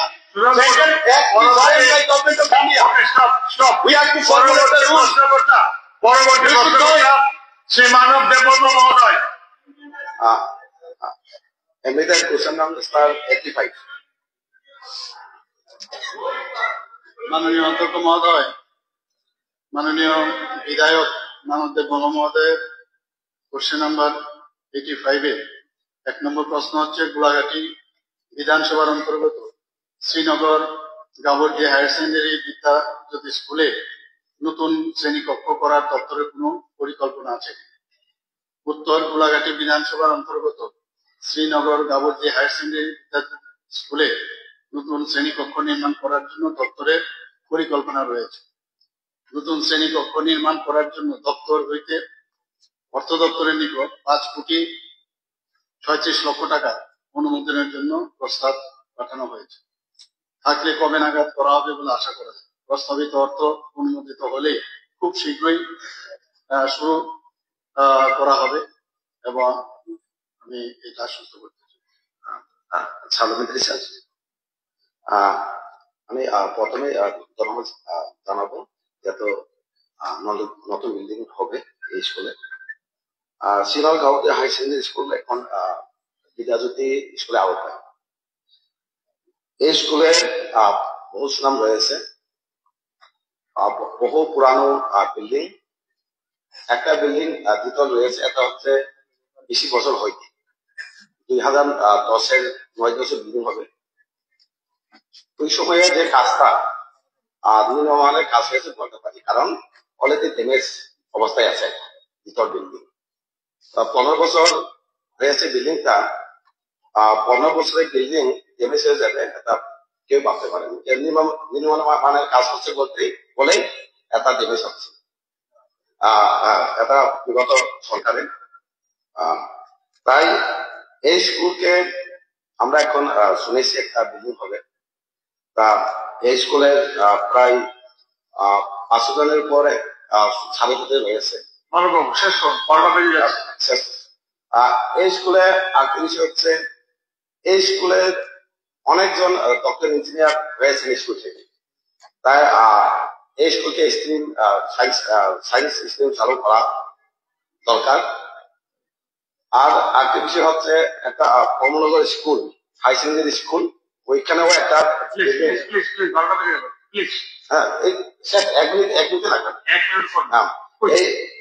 Already complete হয়েছে building Kamalnagar high secondary school. এই school এখনো চালু করা হয়নি। এই স্কুলকে যাতে অতি শীঘ্র চালু করা হয়, অন্য স্কুল যেটা বিল্ডিং রয়েছে, আর কাবুল স্কুলকে সায়েন্সের স্ট্রিমে যাতে চালু করা হয়, আপনার মাধ্যমে মাননীয় মুখ্যমন্ত্রী মহোদয়কে অনুরোধ জানাচ্ছি। ঠিক আছে, মুখ্যমন্ত্রী দেখবেন। দেখবেন। মাননীয় সদস্যগণ, প্রশ্নোত্তর পর্ব শেষ হলো। যে সমস্ত তারকা চিহ্নিত ও প্রশ্নের উত্তর মৌখিকভাবে দেওয়া সম্ভব হয়নি সেগুলো সহ তারকা চিহ্ন হয়ে প্রশ্নের উত্তরপত্র সবার টেবিলে পেশ করার জন্য সংশ্লিষ্ট বিভাগীয় মাননীয় মন্ত্রী অনুরোধ করছি। এখন স্বাধিকার ভঙ্গের অভিযোগ উত্থাপন। ত্রিপুরা বিধানসভার কার্যপ্রণালী ও নিয়মাবলী বিধির 173 অনুচ্ছেদ বলে এই অধিবেশনে গতকাল আমি 2টি স্বাধিকার ভঙ্গের অভিযোগের নোটিশ পেয়েছি। প্রথমটি এনেছেন পরিষদীয় বিষয়ক মাননীয় মন্ত্রী শ্রী রতনলাল নাথ মহোদয় এবং এরপরে দ্বিতীয়টি এনেছেন মাননীয় বিরোধী দলনেতা শ্রী জিতেন্দ্র চৌধুরী মহাশয়।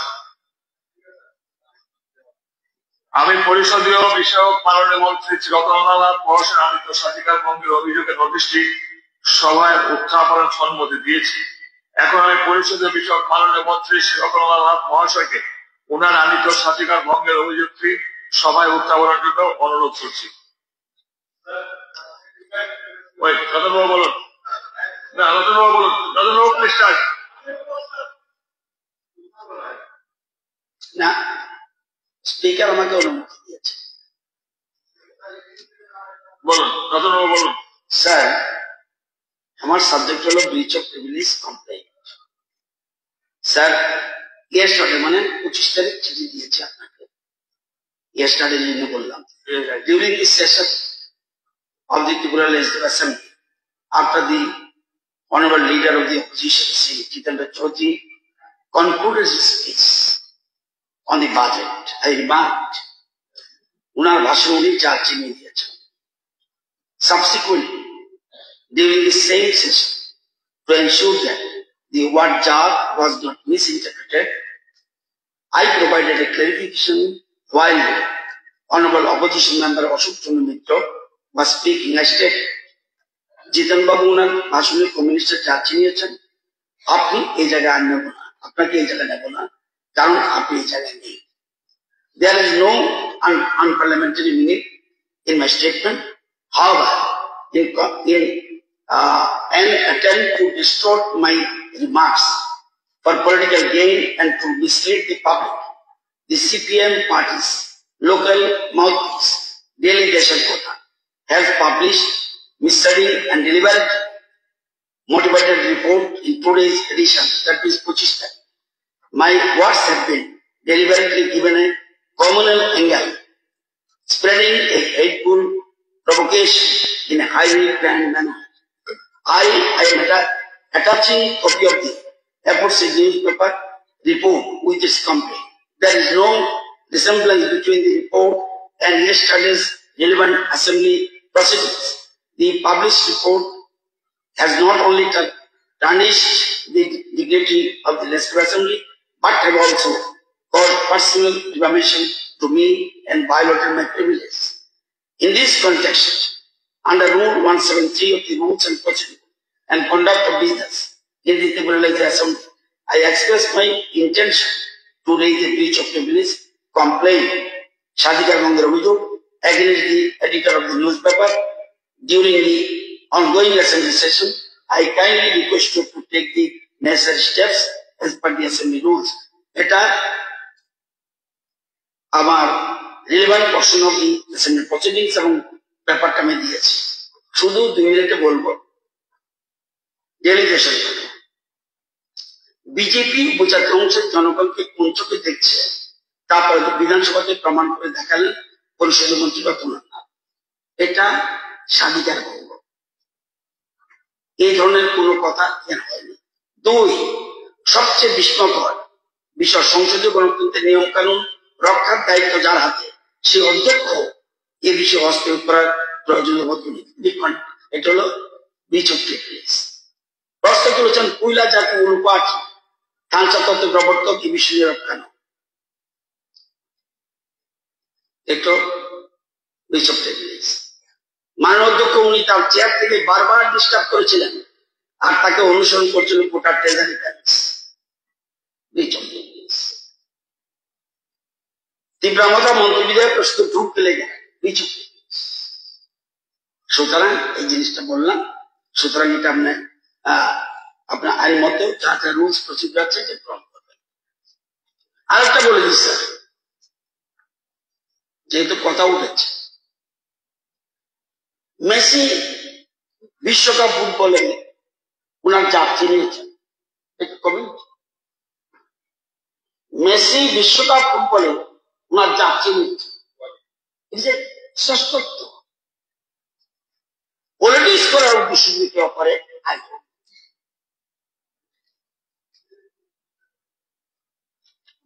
ওকে।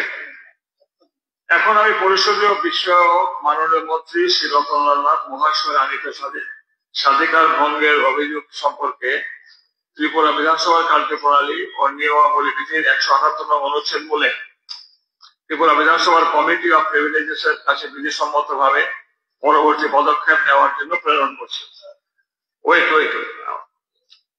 ত্রিপুরা বিধানসভার কার্যপ্রণালী ও নিয়মাবলী বিধির 177 নং অনুচ্ছেদ বলে যেহেতু বিধানসভার একই অধিবেশনে, আই রিপিট, ত্রিপুরার বিধানসভা নিয়মাবলী 177 নং অনুচ্ছেদ যেহেতু বিধানসভার কাজের বিচার করলেন আপনি, একই অধিবেশনে একটি বেশি স্বাধিকার ভঙ্গের অভিযোগ গ্রহণ করার সুযোগ নেই, সেই হেতু দ্বিতীয় যে স্বাধিকার ভঙ্গের অভিযোগ এনেছেন মাননীয় বিরোধী নেতা শ্রী জিতেন্দ্র জ্যোতি মহাশয়, সে অভিযোগটি গ্রহণ করে এই সভায় উত্থাপনের সম্মতি দিতে আমি অসমর্থ। According to rules, I have given the decision. According to rules, page number 72, rules number 177. Not more than one question shall be raised at the same sitting. Okay? এবার আমরা নেক্সট পর্যায়ে যাই।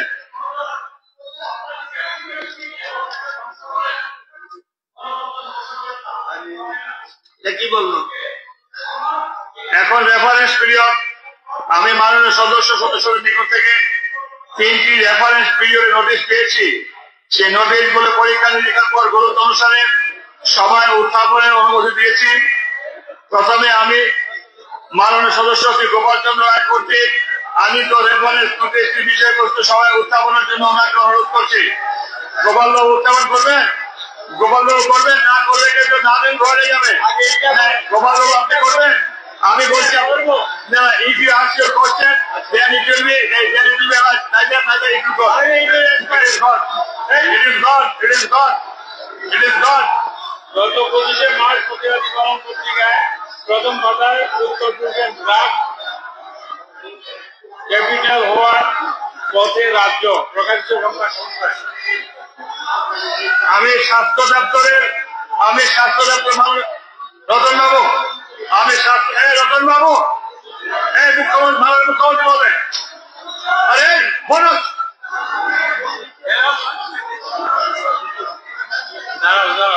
মাননীয় মুখ্যমন্ত্রী মহোদয়, গোপাল বাবু একটা কোশ্চেন ছিল, স্বাস্থ্য ভারপ্রাপ্ত মন্ত্রীকে বিশ্বের বিবৃতি প্রদানের জন্য আহ্বান করছি। যদি তিনি বিবৃতি দফার হন তাহলে পরবর্তীতে তারিখ জানাবেন।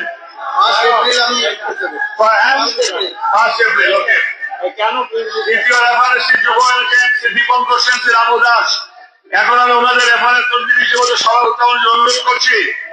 Dipankar Sen, Shri Ramu Das 1, Dipankar Sen, Shri Ramu Das 2, Dipankar Sen, Shri Ramu Das 3। Null and void বাতিল হয়ে গেল।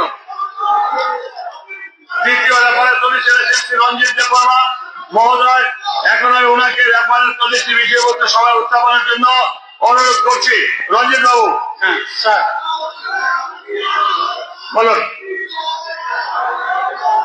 স্যার কাগজটা আমি পাইনি তো। আমি বলছি, পানীয় জলের তীব্র সংকট উদাসীন DWS দপ্তর আজকের ফলিয়ান পত্রিকায় 25শে মার্চ তারিখে প্রকাশিত সংবাদ সম্পর্কে আমি পূর্ত PWD দপ্তরে ভারপ্রাপ্ত মাননীয় মন্ত্রীকে রেফারেন্স নোটিশটি বিষয় বিবৃতি প্রদানের জন্য অনুরোধ করছি। যদি তিনি আজ বিবৃতিতে প্রস্তুত না থাকেন তবে সময় চাইতে পারেন, পরে তিনি কবে বিবৃতি দিতে পারেন সেটা অনুগ্রহ করে জানাবেন। মাননীয় অধ্যক্ষ মহোদয়, আমি 1 এপ্রিল উত্তর দেব। ওকে। এখন দৃশ্যে নোটিশে আমি মাননীয় সদস্যদের 3টি দৃশ্যে নোটিশ পেয়েছি। এই নোটিশ বলে গুরুত্ব আহ্বান করে উত্থাপনের সম্মতি দিয়েছি। প্রধান নোটিশ দিয়েছেন শ্রী শম্ভুলাল চাকমা মহোদয়।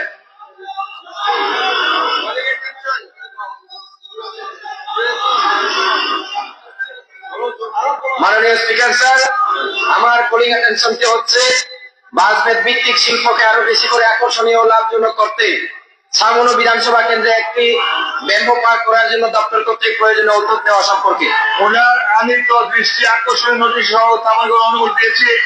এখন আমি শিল্প বাণিজ্য দপ্তরের ভারপ্রাপ্ত মাননীয় মন্ত্রীকে এই দৃষ্টি আকর্ষণ নোটিশ ও বিবৃতি প্রদান জন্য অনুরোধ করছি।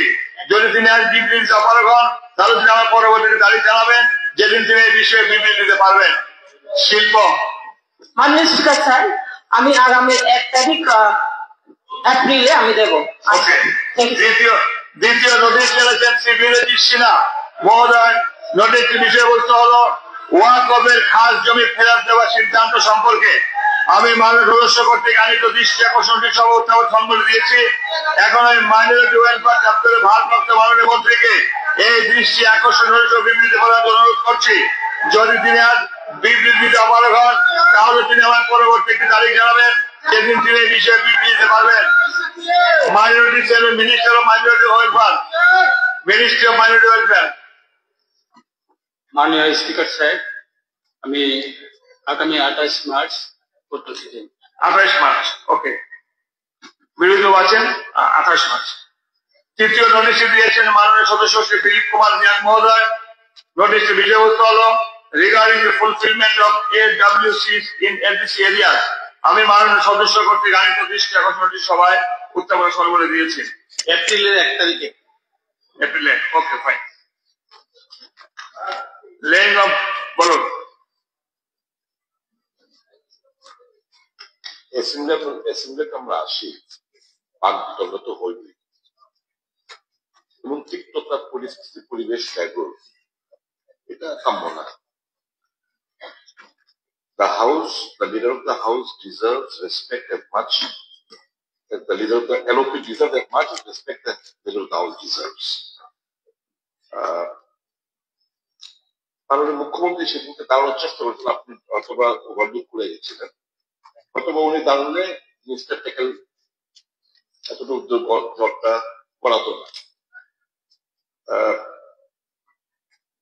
আমার অনুরোধ থাকবে, let us not be that much of revengeful in nature by nature. আলোচনা ক্রমে অনেকক্ষণ যাওয়ার সময় বলে গেল আমি সাবমিশন করলাম আগে, হতে পারে ভুল হতে পারে, আমি দিলাম প্রিভিলেজ আগে, আমার ট্যাক্স করলো না, উনি পরে দিলেন ওনার ট্যাক্স রং। এখন ওনার বক্তব্যটা আমার মনে হয় একটু দূরত্বে না গিয়ে senior member, leader of the opposition, if he is heckled and harassed in this manner, it doesn't look nice. I mean, appeal করবো leader of the house এর কাছে to call the opposition, main opposition branch over here, team over here, and you play a very, very positive role so that it can be settled amicably. A few words either and either, and Ratan বাবু যেটা আমি আইডিয়েট করি, এটা আমাদের কথায় কথা বলে থাকি যে এটা আপনার যাচ্ছে না, এটা আমাদের লোক ছিল, ওনার সে মিনিং ছিল না। আর that we are all understand, আমার অনুরোধ থাকবে মাননীয় মুখ্যমন্ত্রী, you play a positive role and mitigate this matter. Okay, but this is an earnest request. Let us not slung counter on each other. ঠিক আছে, respective matter. হয়েছে, আমার একটা অনুরোধ আপনার কাছে বসুন, and I want this thing to happen from your end. Thank you. Repeat করবেন না। রতন বাবুর হাউসে শোনা দরকার।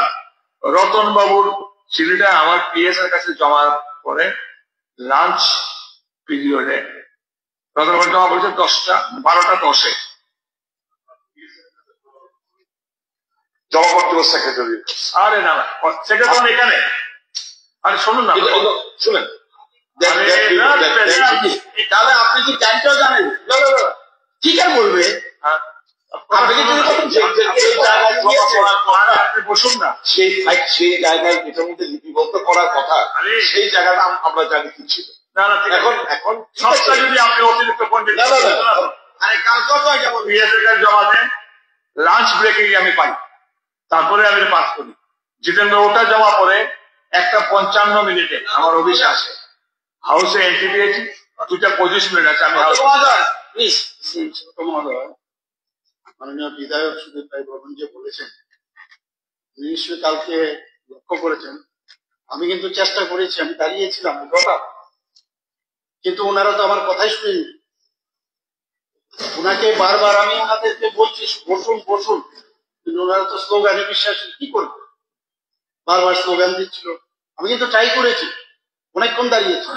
ঠিক আছে, এবং সুদীপ বাবু আপনাকে বলি, ওনাকে কেউ হ্যাকেল এবং হ্যারাসমেন্ট করেনি, আমরা করার মতো কোনো মনোবৃত্তি নাই, কিন্তু ওনারা তো ডেমোক্রেটিক সিস্টেমে আসতে চান না, সবসময় একটা বিদ্রোহী পান।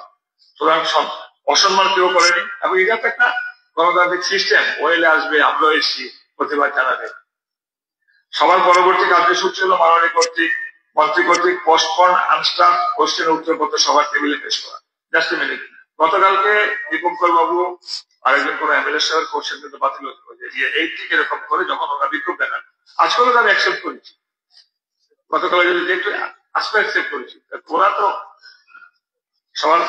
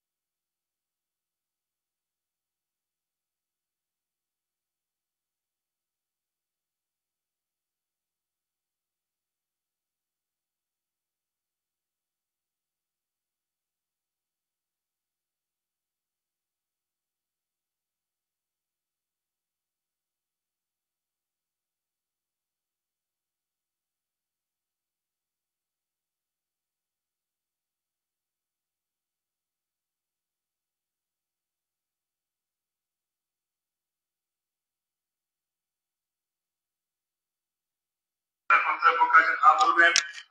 হা যেহেতু যারা হা বলছেন তারা সংখ্যাগরিষ্ঠ, তারা সংশ্লিষ্ট, অতএব বিলের শিরোনামটি উক্ত বিলের অংশরূপে সভা কর্তৃক গৃহীত হইল। এই সবার কার্যসূচি হলো দি সোসাইটি রেজিস্ট্রেশন। এখন সবার কার্যসূচি হল দি society registration Tripura amendment bill 2025, যে ত্রিপুরা বিল নাম্বার 3 অফ 2025 পাস করার জন্য প্রস্তাব উত্থাপন। আমি সমাজ দপ্তরের ভারপ্রাপ্ত মাননীয় মন্ত্রীকে অনুরোধ করছি প্রস্তাবটি উত্থাপন করার জন্য। Honorable Speaker sir, the Tripura Cooperative Society 5th Amendment Bill 2025, the Tripura Bill number 4 of 2025 be taken into consideration. এখন আমি সমাজ দপ্তরের The bill be passed. Bill past. এখন আমি সমাজ দপ্তরের ভারপ্রাপ্ত মাননীয় মন্ত্রী কর্তৃক উত্থাপিত প্রস্তাব করে দিচ্ছি। প্রস্তাবটি হলো society registration of Tripura amendment bill 2025, Tripura bill number 3 of 2025 pass করা হোক। যারা প্রস্তাবের পক্ষে আছেন হা বলবেন, যারা বিপক্ষে আছেন না বলবেন। আমি বলবো যারা হা বলছেন তারা সংখ্যাগরিষ্ঠ, তারা সংশ্লিষ্ট, অতএব আলোচ্য বিলটি সভা কর্তৃক গৃহীত হইল।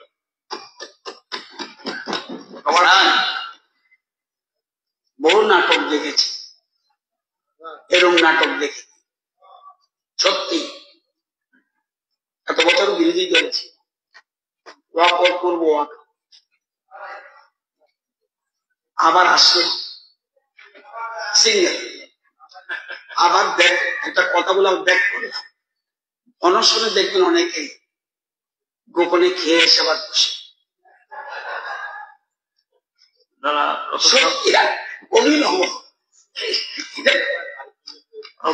এবং আরেকজনের অঙ্গুলি জানানো চলছে,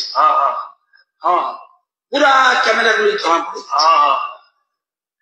আমি তো অবাক দেখি, সত্যি অবাক।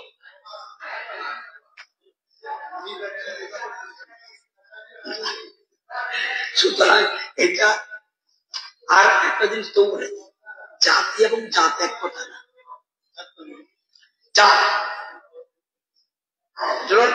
কোয়ালিটি, শ্রেষ্ঠত্ব। জাতি হলো সম্প্রদায়,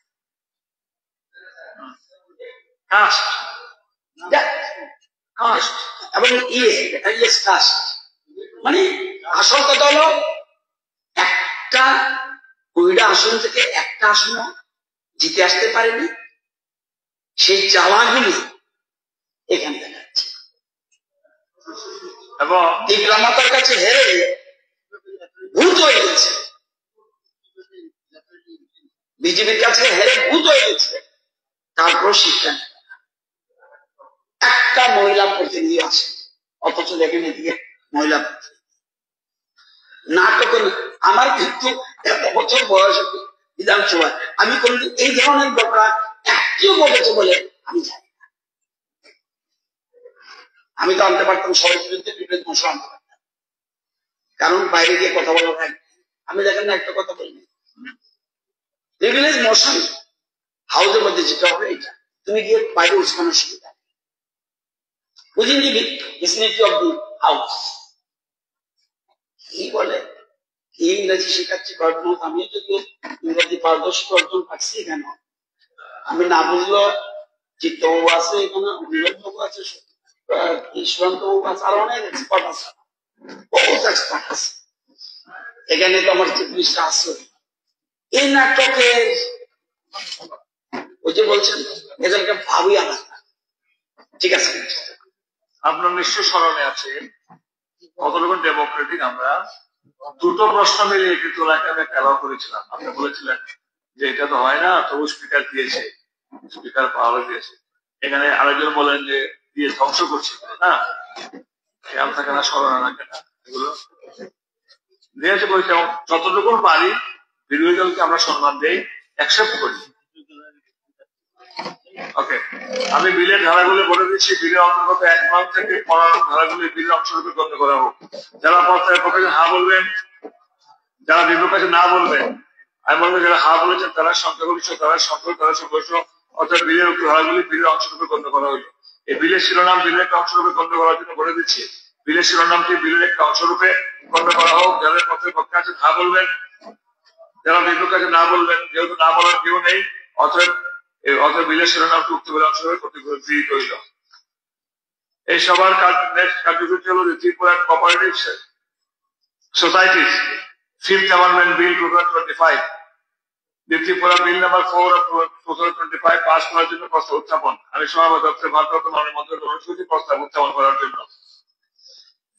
Honorable Speaker, sir, the Tripura Cooperative Society Fifth Amendment Bill 2025, the Tripura Bill number 4 of 2025 will be taken into consideration.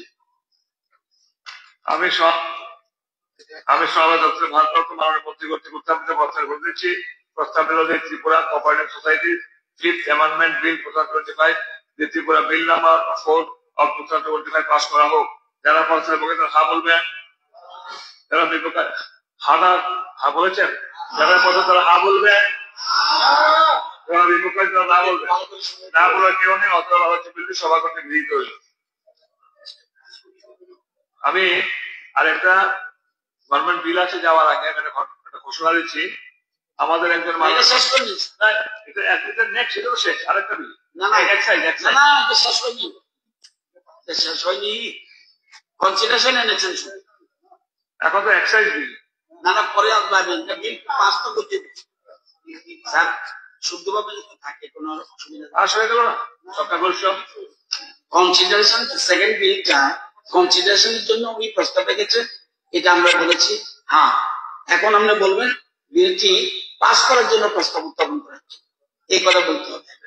আচ্ছা দেখুন, আচ্ছা তাহলে বিলটা পাস করার জন্য প্রস্তাব রাখছি। যারা পক্ষে আছেন হ্যাঁ বলবেন, যারা বিপক্ষে না বলবেন। অতএব বিলটি পাস হয়ে গেল।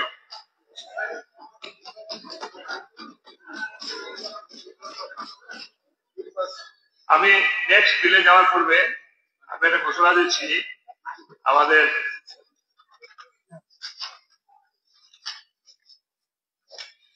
একটা সদস্য শ্রী প্রমোদ রিয়াং মহোদয়, আজকে ওনার শুভ জন্মদিন। আমরা ওনাকে দীর্ঘায়ু, ঈশ্বরের কাছে প্রার্থনা ওনার দীর্ঘায়ু, সুস্বাস্থ্য অধিকারী হোক এবং উনি যেন ভালো থাকেন, তার জন্য ওনাকে অভিনন্দন ও শুভেচ্ছা বার্তা দিচ্ছি। Thank you, Honorable Speaker, sir. Thank you. সেই সাথে আরেকটা সবাই একটা কি আছে না তোমাদের 45 ওকে। সেই সঙ্গে সবাইকে অনুরোধ করছি, বিরোধী বেঞ্চের কেউ নেই, আছে ওইসে বলছি ওনারা এই জন্য সাইডে বসে, কোনো মতে এই দুজন কিন্তু কখনো তাদের সাথ দেবে না। আমি 100%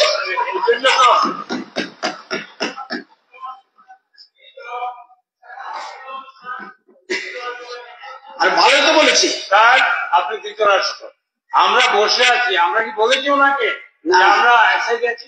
না এক সাইডে বসেছে গোপাল বাবু। স্যার আপনি এখন বিরোধী দল, বিরোধী বাবু আর গোপাল বাবু ভালো লোক, বিরোধী বাবু গোপাল বাবু খুব ভালো লোক, আরেক এরা সব আরো ভালো লোক। আচ্ছা ঠিক আছে, আপনি কথা বলার সুযোগ দিন। আমি যেটা বলছিলাম, আমি বিরোধী বাবু এবং গোপাল বাবুকে শ্রদ্ধা করি, ভালোবাসি, রেসপেক্ট করি, সে সুবাদে বলছি। বলছি আপনাকে কিন্তু আমরা সাংবিধানিক সিস্টেমে কিন্তু বলতে হবে বিরোধী দল, আক্ষরিক অর্থে কিন্তু আপনারা আমাদের কাছে বিরোধী দল না। ঠিক আছে? ওকে ওকে গোপাল বাবু প্লিজ প্লিজ ওইটা বললেন, ঠিক আছে। আপনি বিরোধী দল বলছে, বিরোধী দল আক্ষরিক অর্থে বলছে, বলে সাংবিধানিক সিস্টেমে আপনি বিরোধী দল মানতে হয়। একটু মাইক দিন, আপনি লেখাপড়া জানা বিজ্ঞ লোক। আমি আপনাকে বলি, এমন কোন শব্দ এখানে রেকর্ড হওয়া উচিত না যেটা আনপার্লামেন্টারি। আপনি যেটা বলেছেন এক্সপ্যান্ড করুন প্লিজ। আমরা বিরোধী দলের সব বিরোধী দল একসঙ্গেই আছে, তারা তাদের রিজনে গেছে, আমরা বসে আছি। আমরা না বসলে আপনি বলবেন এক্সপ্যান্ড করুন। বলেছে ওনারা রেকর্ডটা যেন তোমাদের রেকর্ড করে রেখো যে আমরা সব বিরোধী দল একত্রে আছি। ওকে এক্সপ্যান্ড করি। ওকে ওকে, থ্যাংক ইউ। মাননীয় সদস্যগণ, এখন সবার কার্যসূচি হল Tripura excise chief development bill 2025, Tripura bill number 5 of 2025 এই সভায় বিবেচনার জন্য প্রস্তাব করতে আমি অর্থ দপ্তরের ভারপ্রাপ্ত মাননীয় মন্ত্রীকে অনুরোধ করছি। আশা করবেন Ratan babu. Sir, the Tripura excise fit amendment bill 2025, the Tripura bill number 5 of 2025 be taken into consideration. এখন অর্থ দপ্তরের ভারপ্রাপ্ত মাননীয় মন্ত্রী মহোদয় কর্তৃক উত্থাপিত প্রস্তাবটি ভোটে দিচ্ছি। প্রস্তাবটি হল Tripura excise chief government bill 2025, Tripura bill number 5 of 2025 বিবেচনা করা হোক। যারা প্রস্তাবের পক্ষে হা বলবেন, বিপক্ষে আছে না বলবেন। অতএব প্রস্তাবটি বিলের প্রস্তাবটি সভা কর্তৃক গৃহীত হইল। আমি বিলের ধারাগুলি ভোটে দিচ্ছি। বিলের অন্তর্গত 1 নং এবং 2 নং ধারাগুলি বিলের অংশরূপে গণ্য করা হোক। যারা পক্ষে আছেন হা বলবেন, যারা বিপক্ষে না বলবেন। যেহেতু কোনো বিপক্ষে বলার নেই, অতএব উক্ত বিলের উক্ত ধারাগুলো বিলের অংশরূপে সভা কর্তৃক গৃহীত হইল। এখন বিলের শিরোনামটি বিলের অংশরূপে গণ্য করার জন্য বলে দিচ্ছি। বিলের শিরোনামটি বিলের একটা অংশরূপে গণ্য করা হোক। যারা পক্ষে আছেন হা বলবেন, যারা বিপক্ষে না বলার কেউ নেই। অতএব বিলের শিরোনামটি উক্ত বিলের অংশরূপে সভা কর্তৃক গৃহীত হইল। এই সভার এখন সবার কার্যসূচি হল ত্রিপুরা এক্সাইজ চিফ গভর্নমেন্ট বিল 2025 বিল নাম্বার 5 পাস করার জন্য প্রস্তাব উত্থাপন। আমি অর্থ দপ্তরের ভারপ্রাপ্ত মাননীয় মন্ত্রী বলে অনুরোধ করছি প্রস্তাব উত্থাপন করার জন্য। স্যার, আমাদের তো বক্তব্য থাকতে হবে। পাস করে যাচ্ছেন জনগণের আমি চেষ্টা করেছিলাম দাঁড়াতে। আগেও 2টা বিল আপনি পাস করে দিয়েছেন।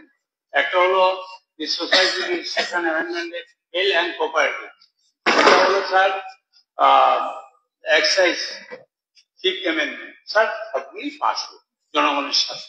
কিন্তু আপনি স্যার এই যে আপনি কিন্তু রিডিং করতে ভালো পারেন, থ্যাংক ইউ। সবগুলি রিডিং করে পাস পাস পাস পাস। আমাদের যে বক্তব্য আছে, আমাদের জনগণ পাঠিয়েছে for the interest of the people.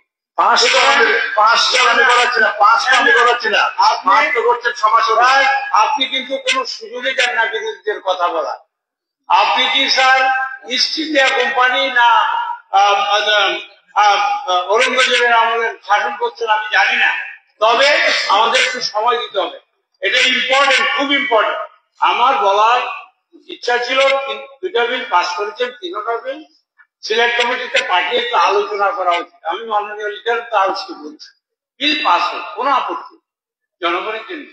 এখানে এক্সাইজের ব্যাপার আছে। আপনি জানেন স্যার, এই যে ত্রিপুরাতে স্যার আমরা বারবার বলে আসছি যে পেট্রোল, ডিজেল এবং কেরোসিনটা জিএসটি আন্ডারে আছে। এখানে 100 টাকার উপরে পেট্রোলের দাম, 100 টাকা প্রায় ইন্ডিয়ান এরাও 40 টাকা সেন্ট্রাল এবং স্টেট গভর্নমেন্ট। এটা কমিয়ে দিলে এটা 60 টাকা 70 টাকা হবে। জিনিসপত্রের দাম বাড়ছে। এখানে এসেনশিয়াল কমোডিটি অ্যাক্টের কথা বলেছে। সরকার কয়টা কেস কোর্টে পাঠিয়েছে, কয়টা কেস সিবিআই ইডিকে পাঠিয়েছে, কিছুই পাঠায়নি। এখানে স্যার একতরফা বললে তো হবে না। সিপিএম এর তারা চলে গেছে, ওনারা ওয়াক আউট করেছে। আমার বক্তব্য থেকে আমি প্রতিবাদ করব। This is my principal. আমি আপনাকে বলছি এগুলি দেখতে হবে, দেখে খুঁটিনাটি বিচার করতে হবে। জনগণের পকেট কাটার জন্য কোনো বিল না।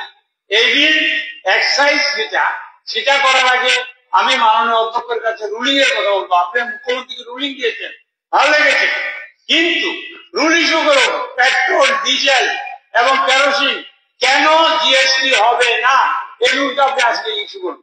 Thank you. এখন আমি এটা যেহেতু উনি সিলেক্ট করে বলছে, এই জন্য 2 লাইনে বলে দিই। এটা উনি বিলটা পড়েনি স্যার, বিলটা পড়েনি। কারণ উনি বিলটা পড়েনি কেন বলছি, উনি বলছে সিলেক্ট করে পাঠাতে। কিসের জন্য বিলটা এসছে উনি জানে কি?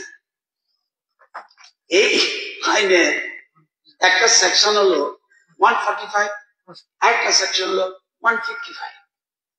বলুন, দেখা গেল 145 এবং 155 যেটার সাথে কন্ট্রাডিক্ট করে। সেজন্য দপ্তর সিদ্ধান্ত নিয়েছে যে এই জন্য 145 আমব্রেলা সেকশন সবটা কাভার, 155 এটা যেটা আছে কন্ট্রাডিকশন করে। কি কন্ট্রাডিকশন? 155 বলেছে, সরি 55 বলেছে যে ফাইন হবে extend to 12 months or to fine not less than 10,000 to may extend to 30,000. 10,000 থেকে 30,000 পর্যন্ত ফাইনের প্রভিশন আছে 55 এ। এবার আর ফাইন পানিশমেন্টটা কি? extend to 12 months। আর একটা সেকশন আছে এই বইতে 145, এটা আমব্রেলা সেকশন। এটাতে বলছে যে পানিশমেন্ট যেটা আছে, he shall be liable to imprisonment for a term which may extend to 2 years।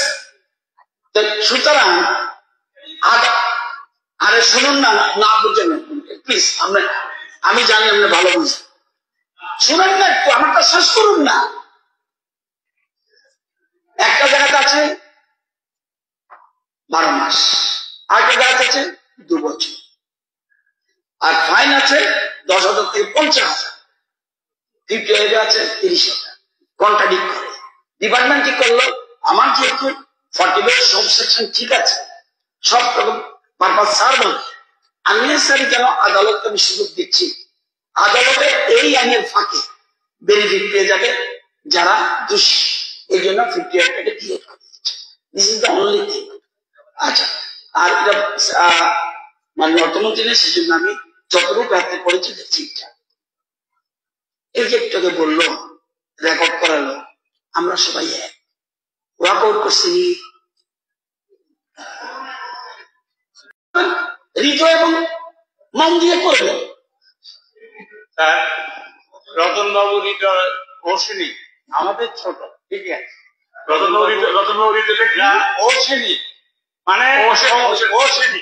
আপনি স্যার ইএনটি দেখান, আমি যেটা বলছি রতন বাবুকে, রতন বাবু হৃদয় যখন যেখানে হৃদয় দিয়ে শেষ। আমি আপনাকে বলছি এই যে অ্যামেন্ডমেন্ট এনেছে, এটা স্পেসিফিক হতে হবে, ডিসকাশন হতে হবে। এখানে 55 and 45 বলে দিয়েছে তো, না না বলে হবে না কি, না পার্লামেন্ট সিলেক্ট করি, মুখ্যমন্ত্রী বলে দিয়েছে না না না। এখন যারা এখন আমি অর্থ দপ্তরের ভারপ্রাপ্ত মাননীয় মন্ত্রী কর্তৃক উত্থাপিত প্রস্তাবটি ভোটে দিচ্ছি। প্রস্তাবটি হল Tripura excise fifth amendment bill 2025, Tripura bill number 5 of 2025 pass করা হোক। যারা প্রস্তাবের পক্ষে হা বলবেন, যারা বিপক্ষে না বলবেন, না বলার কেউ নেই, অথবা হচ্ছে বিলটি সভা কর্তৃক গৃহীত হইল। এখন পরবর্তী কার্যসূচি হলো general discussion for grant budget estimate for the financial year 2025-26।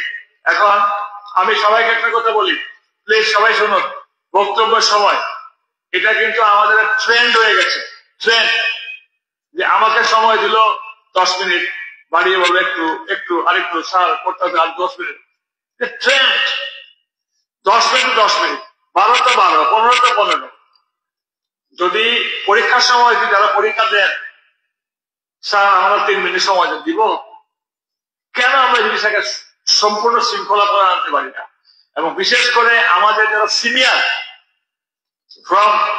from all sides senior, কালকে একজন বলে গেল 50 মিনিট। আরে বাকিরা বলবেন না, আমারটা বলে আমি চলে গেলাম, বাকিরা সময় দেবো না আমি? আমার কোনো দায়িত্ব নাই এগুলো। এখন না সবাইকে নিয়ম মেনে চলা উচিত। 1-2 মিনিট এদিক সেদিক হতে পারে। আপনাদের আশীর্বাদের শুভেচ্ছায়, মাননীয় মুখ্যমন্ত্রীর শুভেচ্ছায় বেশ কয়েকটা বিধানসভা আমি আমার দেখা সৌভাগ্য হয়েছে এই 2-2.5 বছরে। সবাই সময় আমরা 11টা পোলিং বেল দেবে কেন? না না আমি একটা ফাঁসে দিয়ে এলাম যারা কাজ করে। নিয়ম মেনে চলা উচিত। শ্রী মাইলাপুর মত আপনার কিন্তু এমনি আমরা একটা শেষ করব, এখন কিছু করার নেই, 5 মিনিটে হবে না, আপনার হাতে 20 মিনিট সময় আছে, বলুন।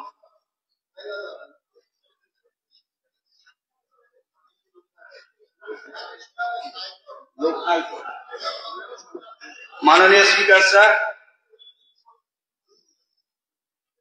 আমাকে 2025-26 অর্থ বছরের বাজেটকে নিয়ে আলোচনার সুযোগ করে দেওয়ার জন্য ধন্যবাদ। এবং সঙ্গে আমাদের মাননীয় মুখ্যমন্ত্রী ডক্টর প্রফেসর মাইন শাহজি এবং অর্থমন্ত্রী কেও অসংখ্য ধন্যবাদ জানি। আমি বাজেটকে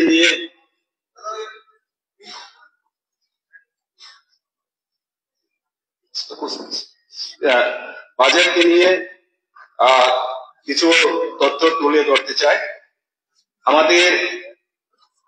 আমরা 2 দিন ধরে এই বাজেটকে নিয়ে বিভিন্নভাবে আমরা বিভিন্ন বক্তা থেকে আমরা শুনেছি।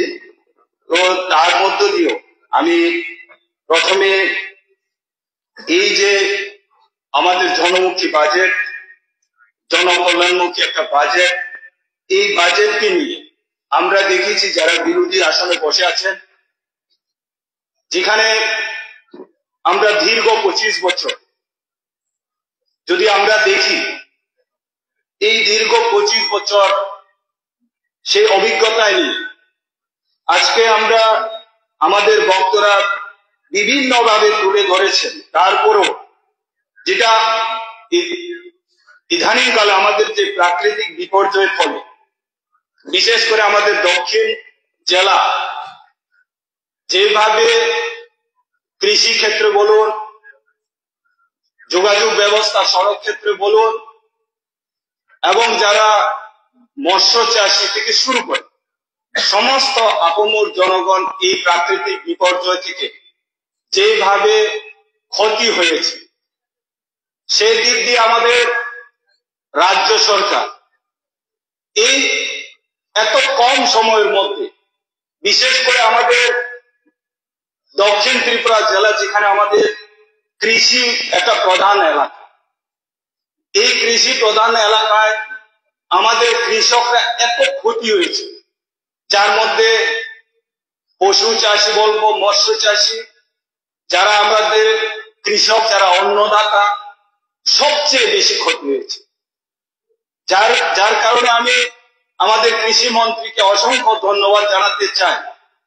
কারণ আমরা মনে করেছি এই প্রাকৃতিক বিপর্যয়ের ফলে বিশেষ করে যেগুলি শস্য, যেটা খাদ্য শস্য থেকে শুরু করে সেইগুলি আমাদের, বিশেষ করে আমাদের, আমি দক্ষিণ ত্রিপুরা জেলার কথা বলবো, সেখানে আমরা কোথায় পাবো?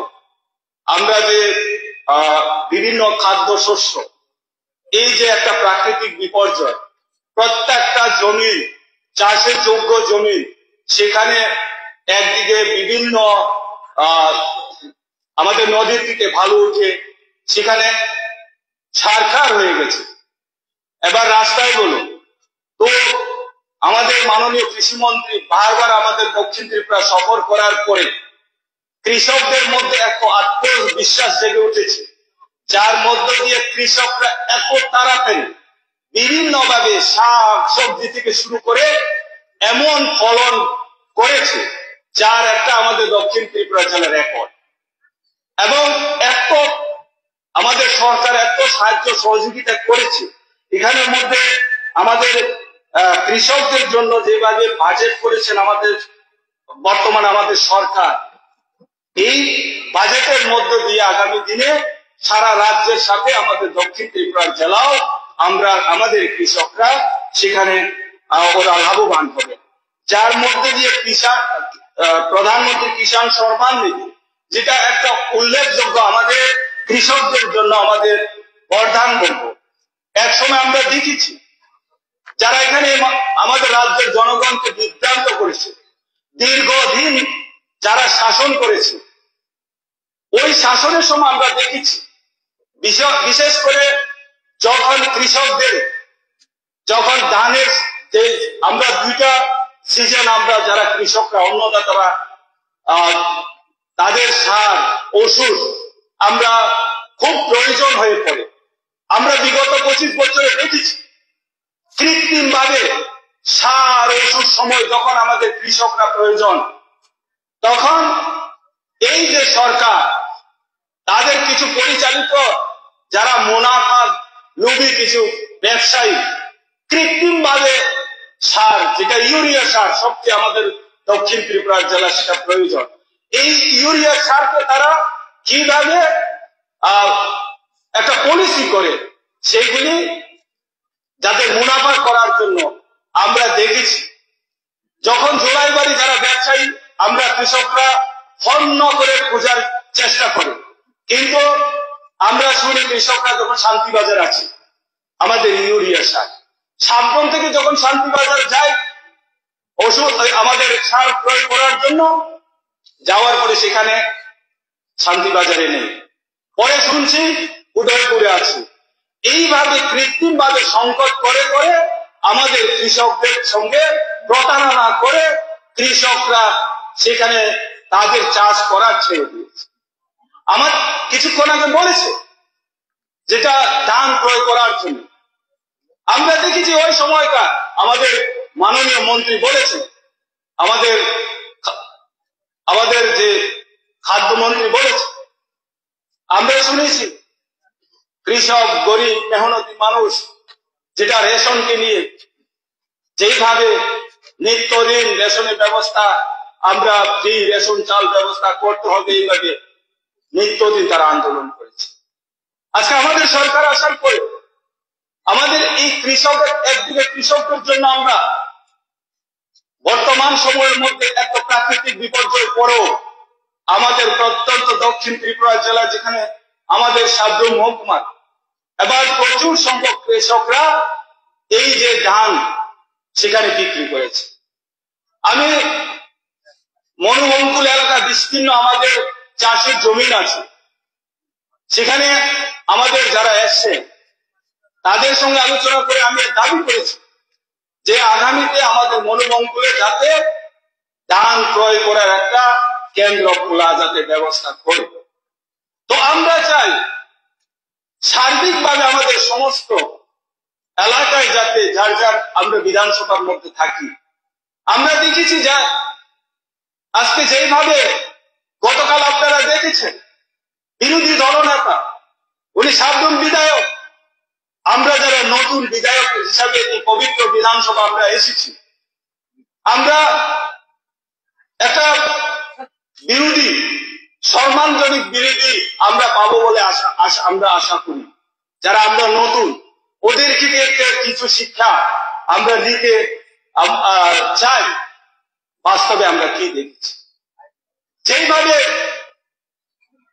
আজকে আপনারা দেখুন, আজকে আমি পেছনের দিকে চলে যেতে চাই কিছু, যারা দীর্ঘ 25 বছর শাসনের সময়, বিশেষ করে আমাদের দক্ষিণ ত্রিপুরা জেলা, যারা কোথায় কোথায় বলে শান্তি সম্প্রীতিকে নিয়ে, আইন শৃঙ্খলাকে নিয়ে আমাদের বিরোধী দলের সঙ্গে কংগ্রেস দলের নেতৃত্বরা বলতো দম বন্ধ কর অবস্থা চলছে এই রাজ্যে বর্তমানে। যারা এই কথা তাদেরকে যেভাবে অত্যাচার করেছিল আমাদের বিধানসভা এলাকায় এবং মাথা মুন্ডু করে কংগ্রেসে যোগদান করতে হয়েছে, এলাকায় এলাকায় আক্রমণ হয়েছে। পরবর্তী সময় 2000 যখন 1993 88-93 পরে যখন 1993 যখন সরকার এসেছে, যিনি প্রথম এমএলএ হয়েছেন আজকে দিয়ে সোনাই থেকে মনুবঙ্কুল থেকে সিন্ধু পাথরের মনুবাজার, ওনার বাড়ি কলাছে। উনি মাইকের সামনে দাঁড়িয়ে বলছে শান্তি সম্প্রীতি বজায় রাখুন, আপনারা সুন্দরভাবে থাকুন, আর পেছনে কিছু লাল সন্ত্রাসীরা বাজারে, যেখানে আমাদের বিরোধী দল দোকান পাট যারা করতেন তাদের উপরে আক্রমণ, বাড়িতে ঢুকে আমাদের জনজাতি মা বোনেদের ইজ্জত থেকে লুণ্ঠন করে এবং শুকর মোরগ খাস এইভাবে পেছনে পেছনে এক লাল সন্ত্রাসীকে সন্ত্রাস করতে করতে, আর উনি সামনে সামনে বক্তব্য করেছে সুন্দরভাবে শান্তিতে থাকুন, সম্প্রীতিতে থাকুন, আর পেছনে পেছনে এই লাল সন্ত্রাসীরা সেদিনে তাণ্ডব চালিয়েছে। আজকে ভুলে গেছে ওরা, আজকে যারা দম বন্ধ করার পরিস্থিতি বলছে, ওরা কোথায় ছিল তখন? একটা গ্রাম পঞ্চায়েত, আমাদের একটা বিসি বিষ্ণুপুর পঞ্চায়েতের মধ্যে আমাদের বিসি নির্বাচনে বিরোধী দলের প্রার্থী হওয়ার কারণে, উনি প্রার্থী হয়েছেন মহিলা, আমি নাম দেব না, ওনার প্রার্থী হওয়ার কারণে ওনার মেয়েকে যখন রেপ করলো, ওনার স্বামী যখন নিজের মেয়েকে বাঁচাতে যখন যায়, কুড়াল দিয়ে কুপিয়ে হত্যা করেছে। ওই মহিলা প্রার্থীকে খুব কুপিয়েছিল, কিন্তু হত্যা হয়নি। লজ্জা থাকা দরকার ওদের। আজকে আমি নাম বলবো না, ওরা এখনো জীবিত আছে, ওরা লজ্জা হয় না। এই ছোট্ট বিষ্ণুপুর একটা ডিসির মধ্যে 25 বছরে 60টা আমাদের জনজাতি বোনকে ধর্ষণ করে হত্যা করেছে। একটা ডিসির মধ্যে 60টা খুন হয়েছে 25 বছরের মধ্যে। আজকে ওরাই এখানে বড় বড় কথা বলছে, ওরাই শান্তির কথা বলছে। আরো নির্মম আমাদের ঘটনা মনুবাজারে। আজকে এইভাবে আমার এখন এই মোটর স্ট্যান্ডের মধ্যে সকালে 10টা 10:30 তখন প্রচুর লোক সমাগম থাকে। এই সময়ের মধ্যে এই গুন্ডা বাহিনী ছুরি দিয়ে কুচিয়ে কুচিয়ে হত্যা করেছে। কেস পর্যন্ত হয়নি, তখন পরবর্তী সময় মামলা দিয়েছে। সেখানে থানায় যারা বাবুরা, আজকে যারা এখানে বিরোধী দল বলছেন কিছুক্ষণ আগে, তাদের সহযোগী, আমি প্রশ্ন করতে চাই, ওই সময় যদি আমাদের এলাকা এখনো প্রায় 20 থেকে 30টা খুন, তার মধ্যে একটাও ওরা এফআইআর করতে সেখানে যেতে সাহস হয়নি। তখন বিরোধী দল কারা ছিল? কেন আপনারা গিয়ে সাহায্য করি নাই? ওই সমস্ত পরিবারের পাশে দাঁড়িয়ে একটা এফআইআর যদি করে রাখতেন, আজকে আমাদের সরকার আসার পরে বর্তমান আমার বিধানসভা 3 জন আমাদের যারা এই হত্যা হয়েছিল তাদের পরিবারকে আমাদের সরকার চাকরি দিয়েছে। কি অপরাধ করেছে আমাদের সরকার? আজকে জনমুখী সরকার বলে ওই সময় যারা খুন করেছে, যারা খুন হয়েছে, আজকে যারা বিরোধী আসনে বসে, ওদের সঙ্গে তাদের হাতে হাত মিলিয়ে আপনারা একই সঙ্গে একটা জনমুখী সরকারের বিরুদ্ধে বক্তব্য রাখছেন। আপনারা কোথায় ছিলেন? আজকে যদি ওই পরিবারের পাশে যদি আজকে থাকতেন আপনারা, তাহলে ওই পরিবারগুলি আজকে ওরা চাকরি পেয়ে যেতেন। তার মধ্যে এখনো পর্যন্ত যেমন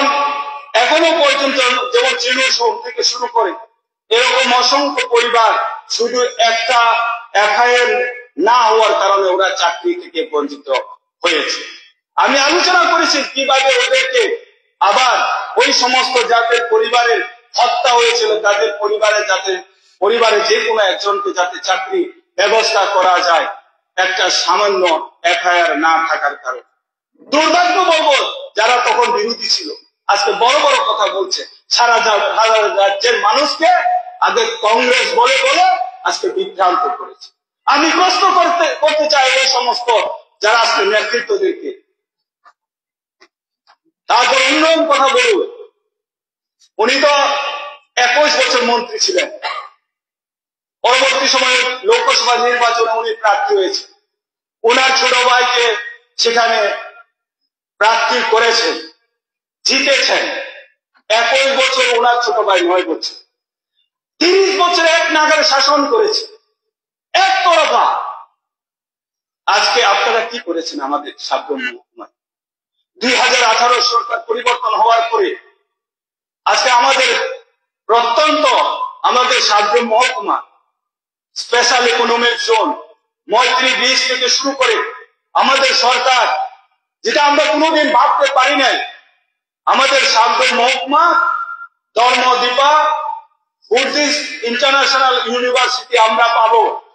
আজকে আমাদের সরকার সেটা আমাদের প্রত্যন্ত সাগর মহকুমার এরকম আন্তর্জাতিক বিশ্ববিদ্যালয় আমরা পেয়েছি। আমরা গর্ব করতে পারি আমাদের এই সরকারকে। তো আমি চাই আজকে উন্নয়ন ক্ষেত্রে আমরা দেখেছি ওই সময়কার ওনার বাড়ির এলাকা কলাচড়ার এলাকায় সেখানে বাজার আছে, সেই এলাকা যেখানে সিপিএম যারা সংখ্যা বেশি ওই এলাকায় উন্নয়ন হতো। আজকে আমাদের সরকার আসার পরে ট্যুরিজম ডিপার্টমেন্টে স্বীকৃত আমাদের মণিবঙ্কুল যে মহামণি তেগুড়া তখনও মেলা চলত, মাসকে মাস জোয়ার আসার বস্ত আমাদের সরকার আসার পরে।